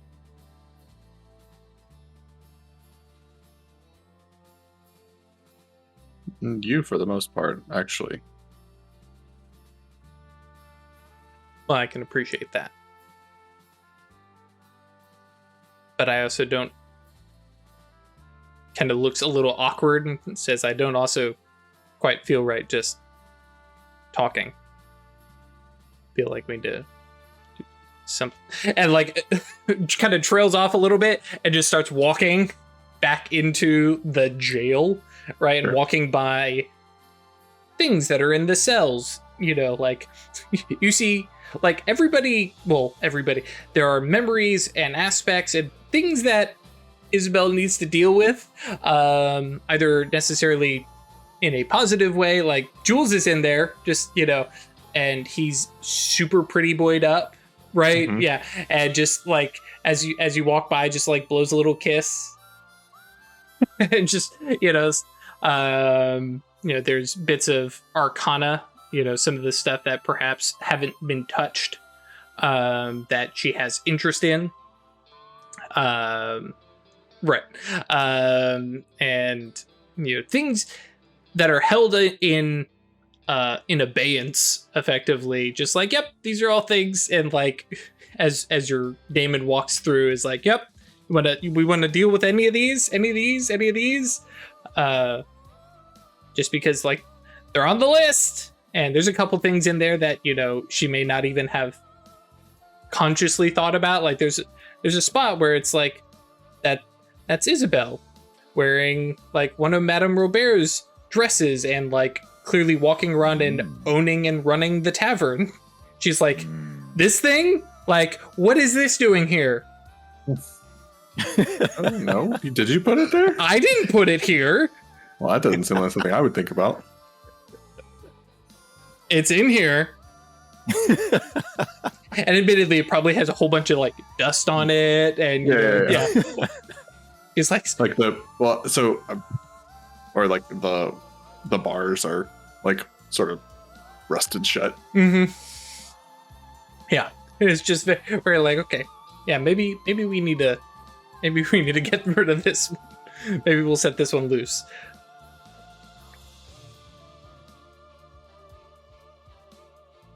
And I didn't have too much to that's fine to do or go on, but yeah, like how about like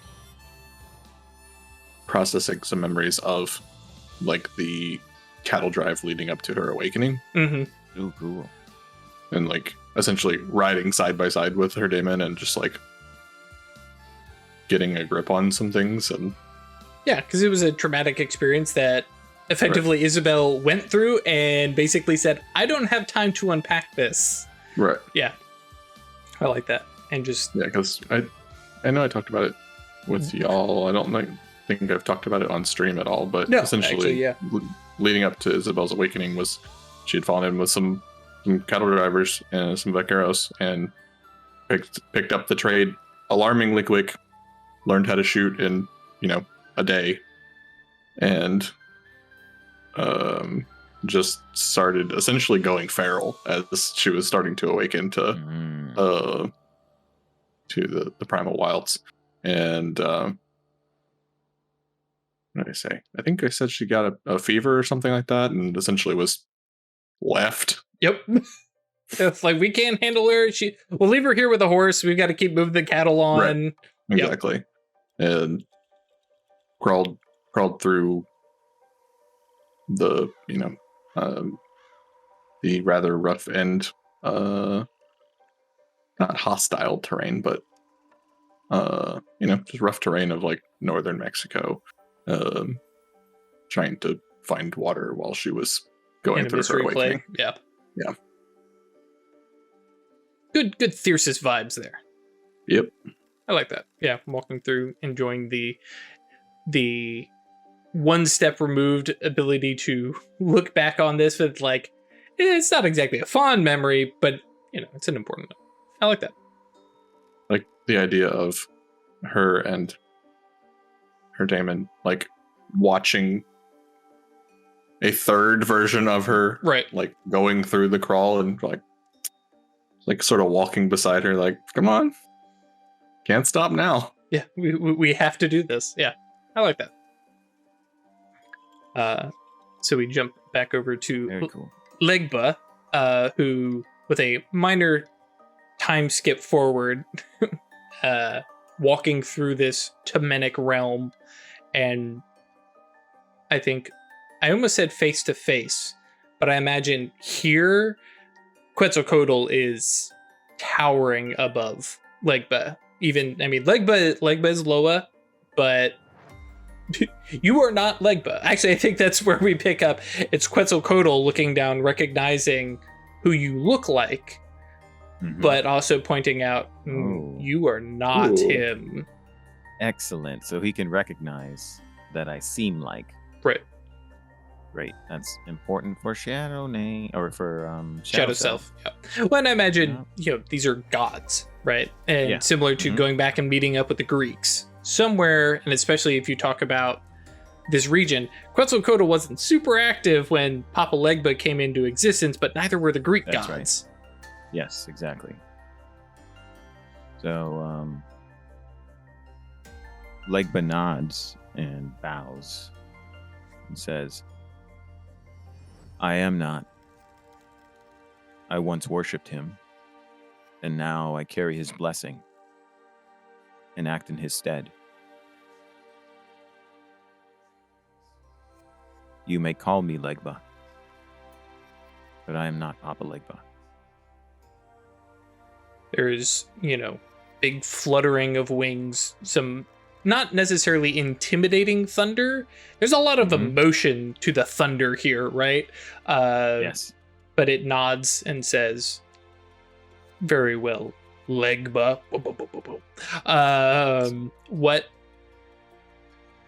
What task has Papa Legba sent you on that brings you here?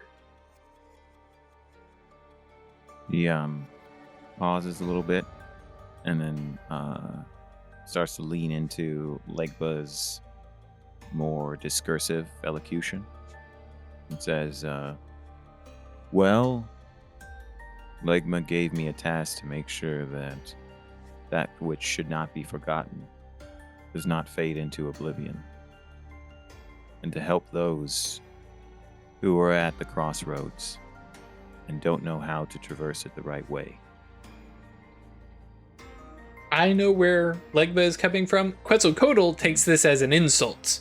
Gotcha. Or potentially does. This is definitely a role kind of situation.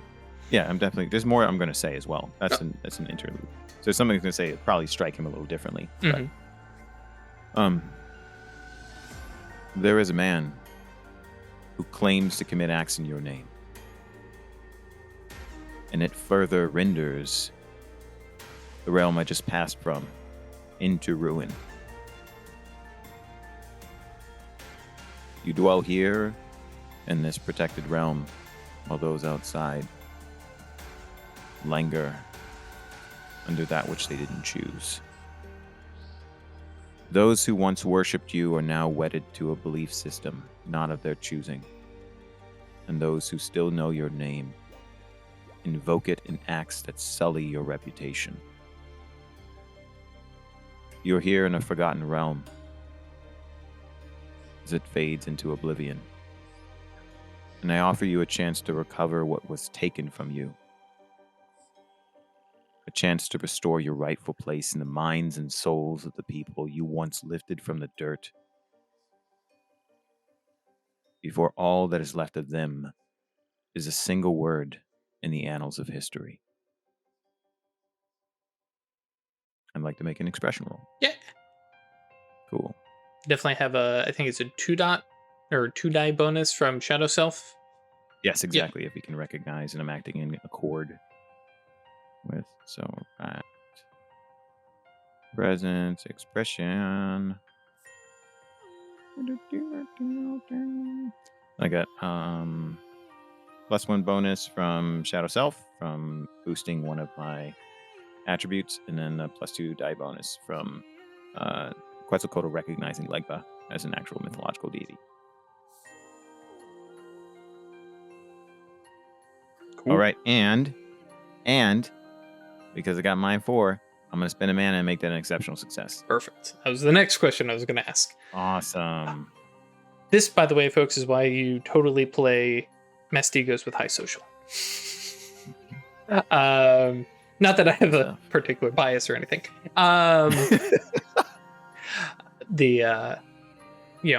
God kind of, rumbles and leans, and there's some stuff there that, verges on insulting.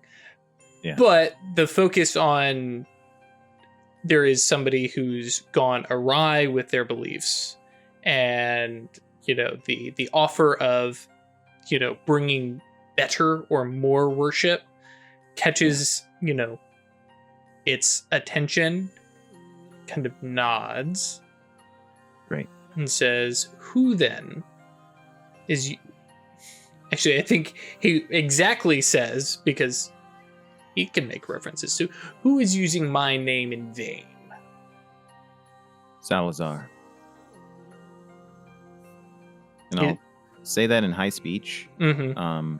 and then also add into it Nahuatl, right? So I'm trying to convey all of the cultural significance and the truth of his name. So communicating, this is the notion of him, this is the idea of the person, and then this is what you would call him. Right. Kind of nods and then shakes its head and says, "That is not one of mine." He is one of those who are descended from the people who were abused, people whose homes were destroyed, people who conquerors rent from their beliefs, rent from their culture, took away their language. He attempts to recover it, and he attempts to honor you and restore what was taken to the people he cherishes. But he has been led astray by forces other than I, by forces other than you, by the tampering of false gods who claim to know better than you. Yeah, big, imagine tail slap against the clouds and says, "I would know the name of my priests. He is no priest of mine. Where is he that I may strike him down?" If I may, Quetzalcoatl, you are the god of cognition. You are the god of introspection. And I think a more fitting deliverance upon him would not be striking him down, but giving him the means to understand the error of his ways and to turn from that path onto the one of righteous worship and devotion to you, what you deserve. You think this Salazar, which, big feathered serpents, we got the long S there, right? You think this one, I'm trying to think of how the god would put it. Would actually turn from its false worship to true worship. I think there is a chance. I can think accept with a aid. chance. Great. But, and I hold you to this, Legba, Yes. Without question. if he turns heretic, stays heretic, you will end him. I will not allow him to blaspheme my name any longer, now that I know he is. I will give him the choice. If he turns away, it will be with knowing that he is forfeiting his life. I will not allow him to experience that, to navigate the crossroads without it being an honest thing, a true thing, an understood thing. As and then Legba swells a little bit, but not in not in posturing against Quetzalcoatl. And it says, as the guardian of the crossroads and the master of understanding, it is my role to ensure that others have understanding as they traverse the crossroads.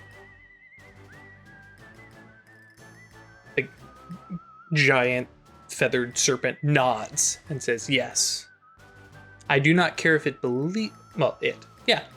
I don't think he gives Salazar the heretic, the blasphemer, I don't care if it believes in me when it denies me.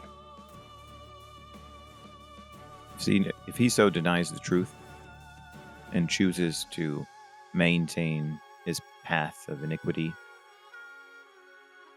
that will be the choice he's made. But he deserves the chance to do otherwise. I am willing to give that chance. And Legba bows respectfully in the ritualistically appropriate manner that he's learned from the priest. Mm-hmm. And by spending some mana, offers up an offering in the kind that would be expected. Right. Happily takes that. Considering its rank, it's probably going to be 4 points of dots. Yeah, either way, 4 mana. Cool. Makes sense to me. and- Spend as much as you think makes sense. Then there is a more mischievous kind of expression to the god, and says, Mhm. I'm trying to think. Actually, I'm going to ask out of character because I can't remember what we had discussed. Were we going to bring Quetzalcoatl to Salazar into his dreams? I think. Yeah. Okay. That's right. Cool. Exactly. So So yeah. that he could exert some influence Mhm. without having to do something weird to Salazar's mind. So Quetzalcoatl says, to shortcut the conversation, basically says, then, when I see you next, I will see you. Well, when I see you next, you will be with this heretic, and I will educate him.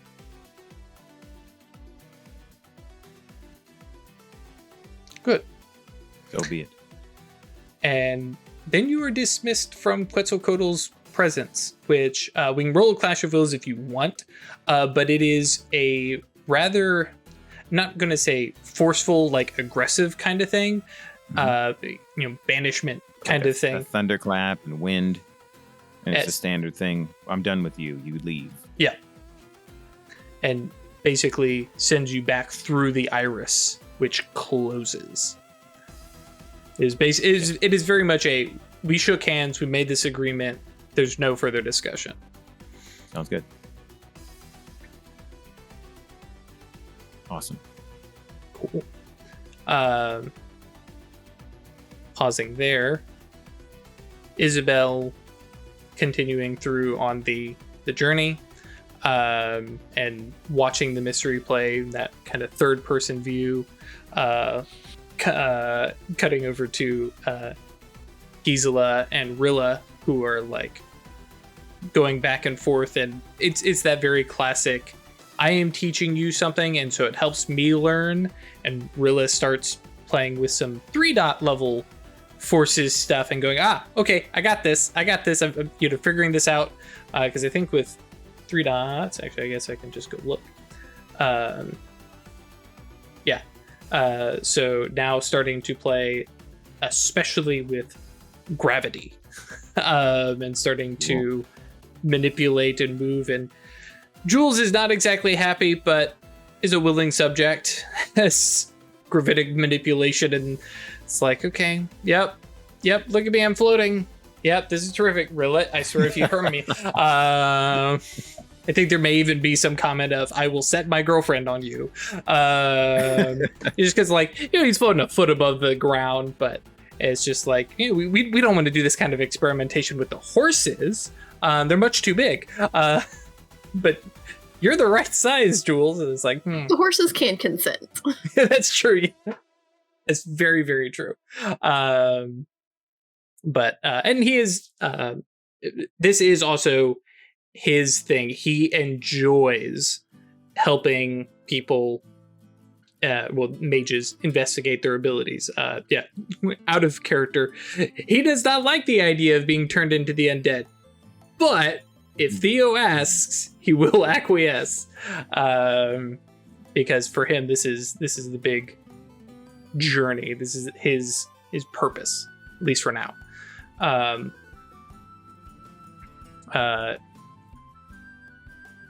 Okay, perfect. Awesome. Chris, was there anything further that you wanted to do in Dioneros other than that? Okay, cool. And then Legba, was there anything that you were going to pick up and do today, before starting out? Because I imagine visiting Salazar's dream is obviously going to be an evening time thing when he's likely to be sleeping. Yeah, that's right. I'm gonna check in his dreams. I'm gonna, before we leave, I guess I could oblate on the wagon by just meditating the same way. So no, I don't think I need to do anything else. Okay, cool. He's gonna reflect on that and the conversation he had with Quetzalcoatl, and it further enhances the choices he's made about virtue and vice. So he's happy about that. Good stuff. Actually, I guess we'll come back around to Craig. Was there anything that Theo was doing before she finally got around to looking at the blank journal? Just like checking over the wagon and the wheels, to make sure that there was no lasting damage from all the debris and the skipping through mud and stuff. Yeah. Check the shoes of the horses and make sure those are all in good repair and stuff like that. Just sort of household maintenance kind of thing. I mean, got the matter for it. It's like, that looks a little worn. Touch. All right, now it's fixed. I like that. Cool. So cutting around to, okay, cool. Morning chores done. Let's, get the show on the road. A little bit late start. Check the book, and it's blank. And as you are looking at it, as if somebody were writing in it, let me get back over to my notes. You got a ghostwriter? Sure. Go with that. Gotta find the right notes. All right, apologize. Here we are.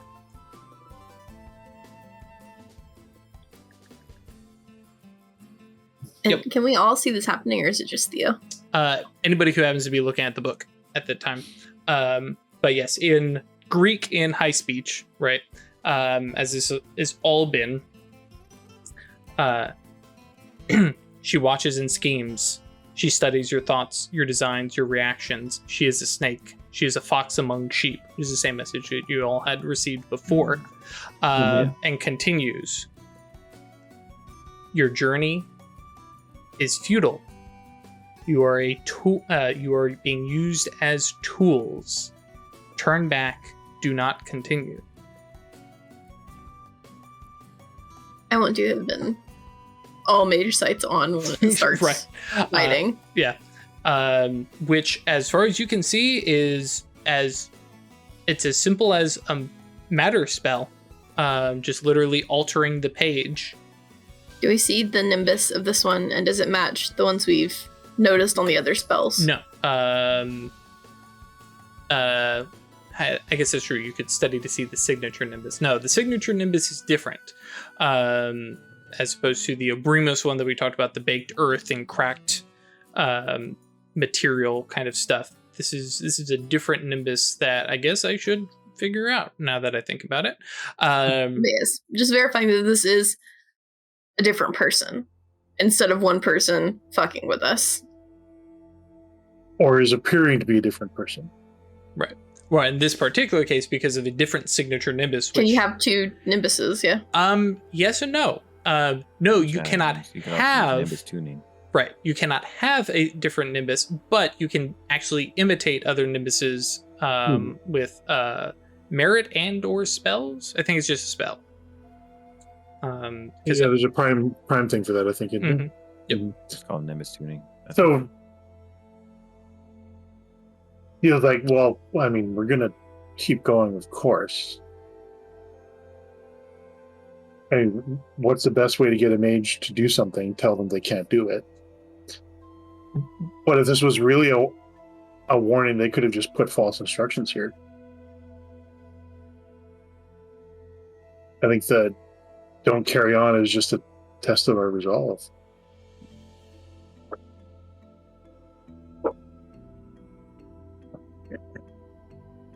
That's kind of my take on it, but I mean, I don't know about that. I think it is likely that what we're doing is in the service of some other being. And it's entirely possible that there are other beings who don't want them to get whatever they will get out of this. It's just a matter of who would you rather throw your lot in with. And I will note, just for clarity's sake, that like when Theo got the book out, Jules went and woke Isabel, just so we're all clear. Yeah. But I mean, even if this is true and we're tools, I mean, we certainly are, because we are following random instructions written. We don't know who they're from. They're getting something out of this.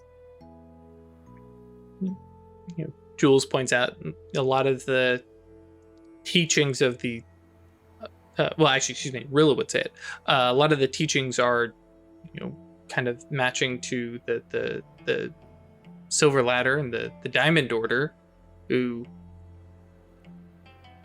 generally speaking, are good, not necessarily nice or pleasant or any such thing, but it seems that they have the good of humanity in mind with various effects. I would classify it as the not widespread harm. I will accept that. Yeah, but that's a different perspective, I suppose.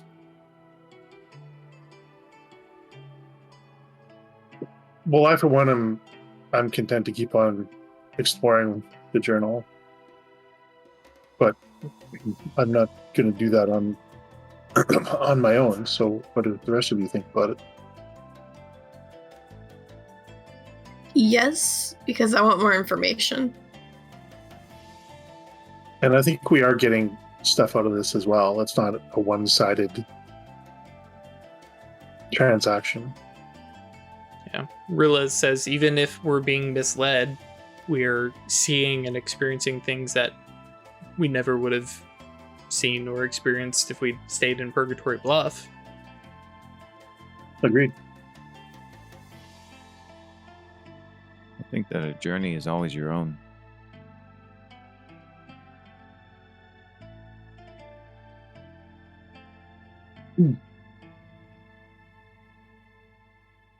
I am intrigued at the possibility of somebody interfering with,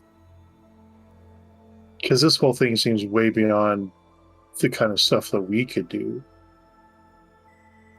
And we know the Diamond Order has talked about higher levels, or I think so. If there's I think they definitely gave you the threats of Arc Mastery and that they exist, and a lot of like warning signs of don't get involved with them. They're dangerous. I mean, yeah, I'm absolutely willing to believe that we are pawns in battling archmages, people who are sniping at each other from across Dimensions. planes wherever they go. Yeah.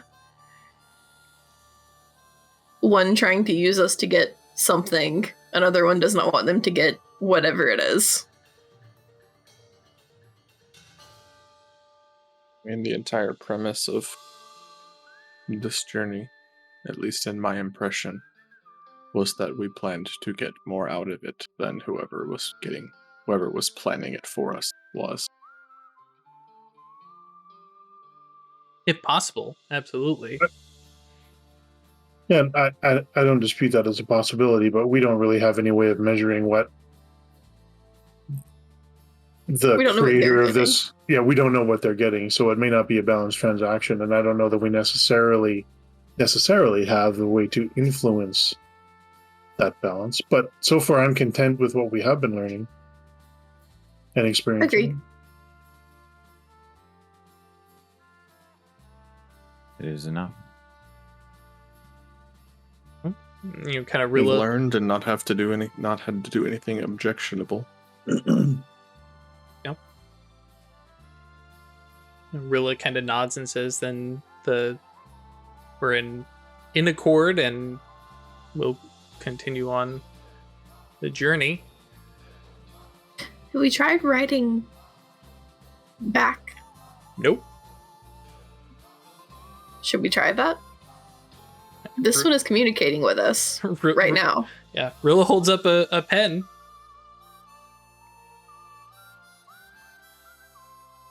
Offer the book. she puts pen to paper and then goes, "What do I say to an archmage?" What do you say to the being who is able to write in this book that we can read?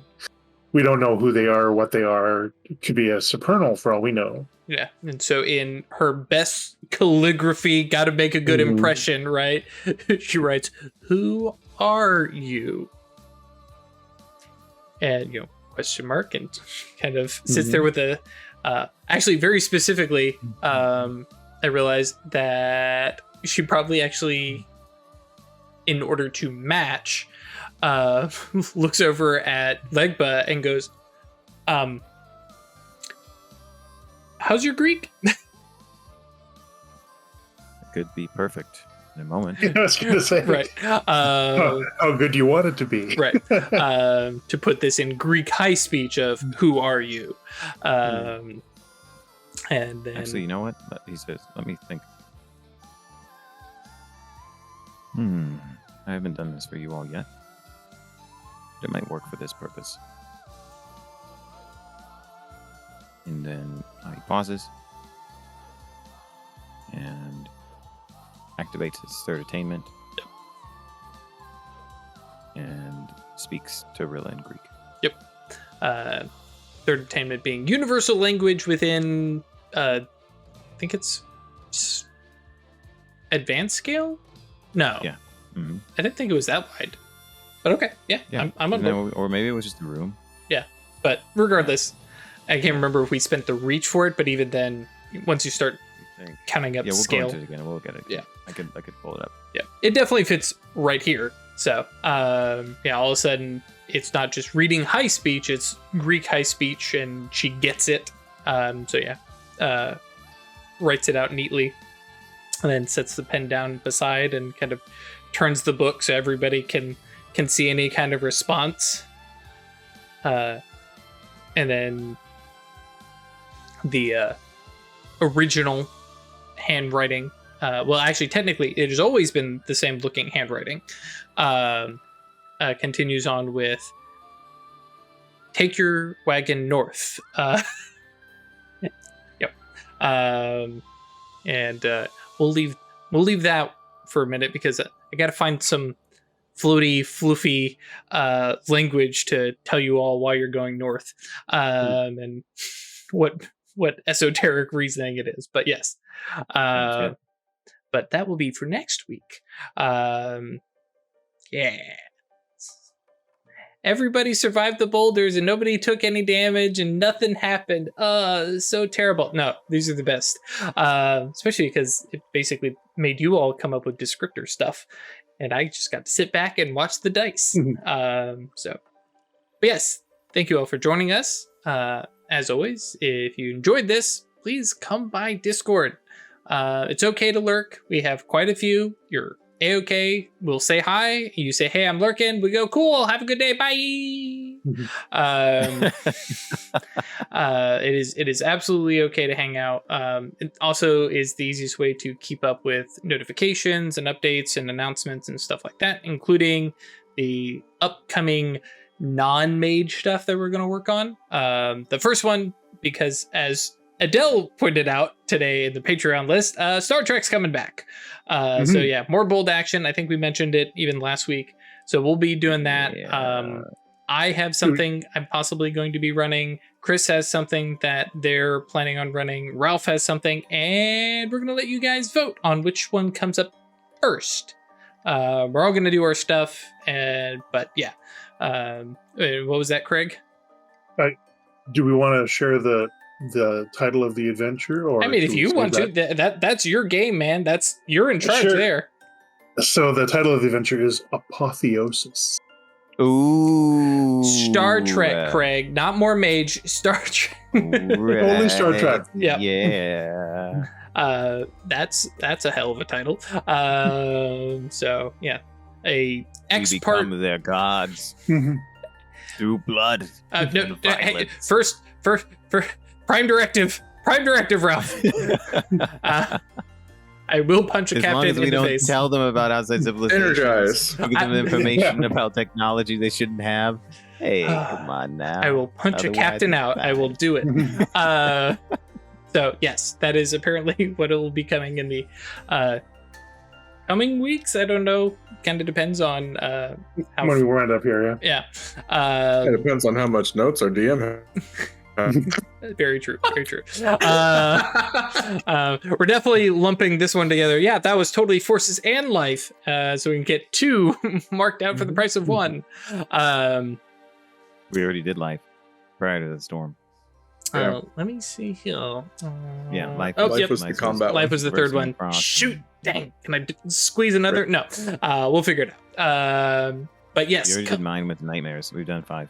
You should have followed me when I said, was it spirits? You could have said, yes, it was spirits. Yep. I have one played for spirits because I want to drive poor Petrichor absolutely bonkers. Yeah. Spirits that aren't spirits. Concern. Anybody who's familiar with mage. Yeah. Anyways. So yeah, come by Discord. That's where the notes are going to be. That's where updates are going to be. And you can set what kind of notifications you want to get. So if you just want to know when we go live, just want to know when a YouTube video is posted, when I stream video games, I'm going to do it at some point, I swear, that kind of stuff. You can keep up with that. Oh, and if you do want to come by and support us monetarily, that's patreon.com/occultists. But also, yes, you can sub on Twitch, which right now just kind of goes into a Twitch account. We got to figure out what we're going to do with that. You can buy books on DriveThruRPG, use the affiliate link. You pay the same price, we get a couple bucks. And it is not a insignificant thing. And most of the time, when people say, hey, I went and picked up a couple books, I can usually pick up half a book. To give you an idea. And hey, if we're going to be running other games, that DriveThruRPG account is very handy. that we have nice legal copies of books, because please buy the books. Please buy the books. Not for us, but for the people who make the books. And of course there's merch and stuff like that, which we really don't get much money from, but you get to look cool wearing amenable to witchcraft shirts and awesome mugs and pins and brain spider pins. Yeah. And I think face masks are out there too, so because mask up. Anyways, I have yes, thank you, Perry. Someday Drew will have a book that I totally wrote and is totally real. I swear I'm starting to feel like the kid on the playground. No, my uncle works at Nintendo. I swear this works. I really did My write uncle's it, the guys. president of Nintendo Canada. Right. Anyways, yes. Thank you, Perry. We'll see you next time. Thanks, everybody. Bye. Right. Alrighty. Bye bye.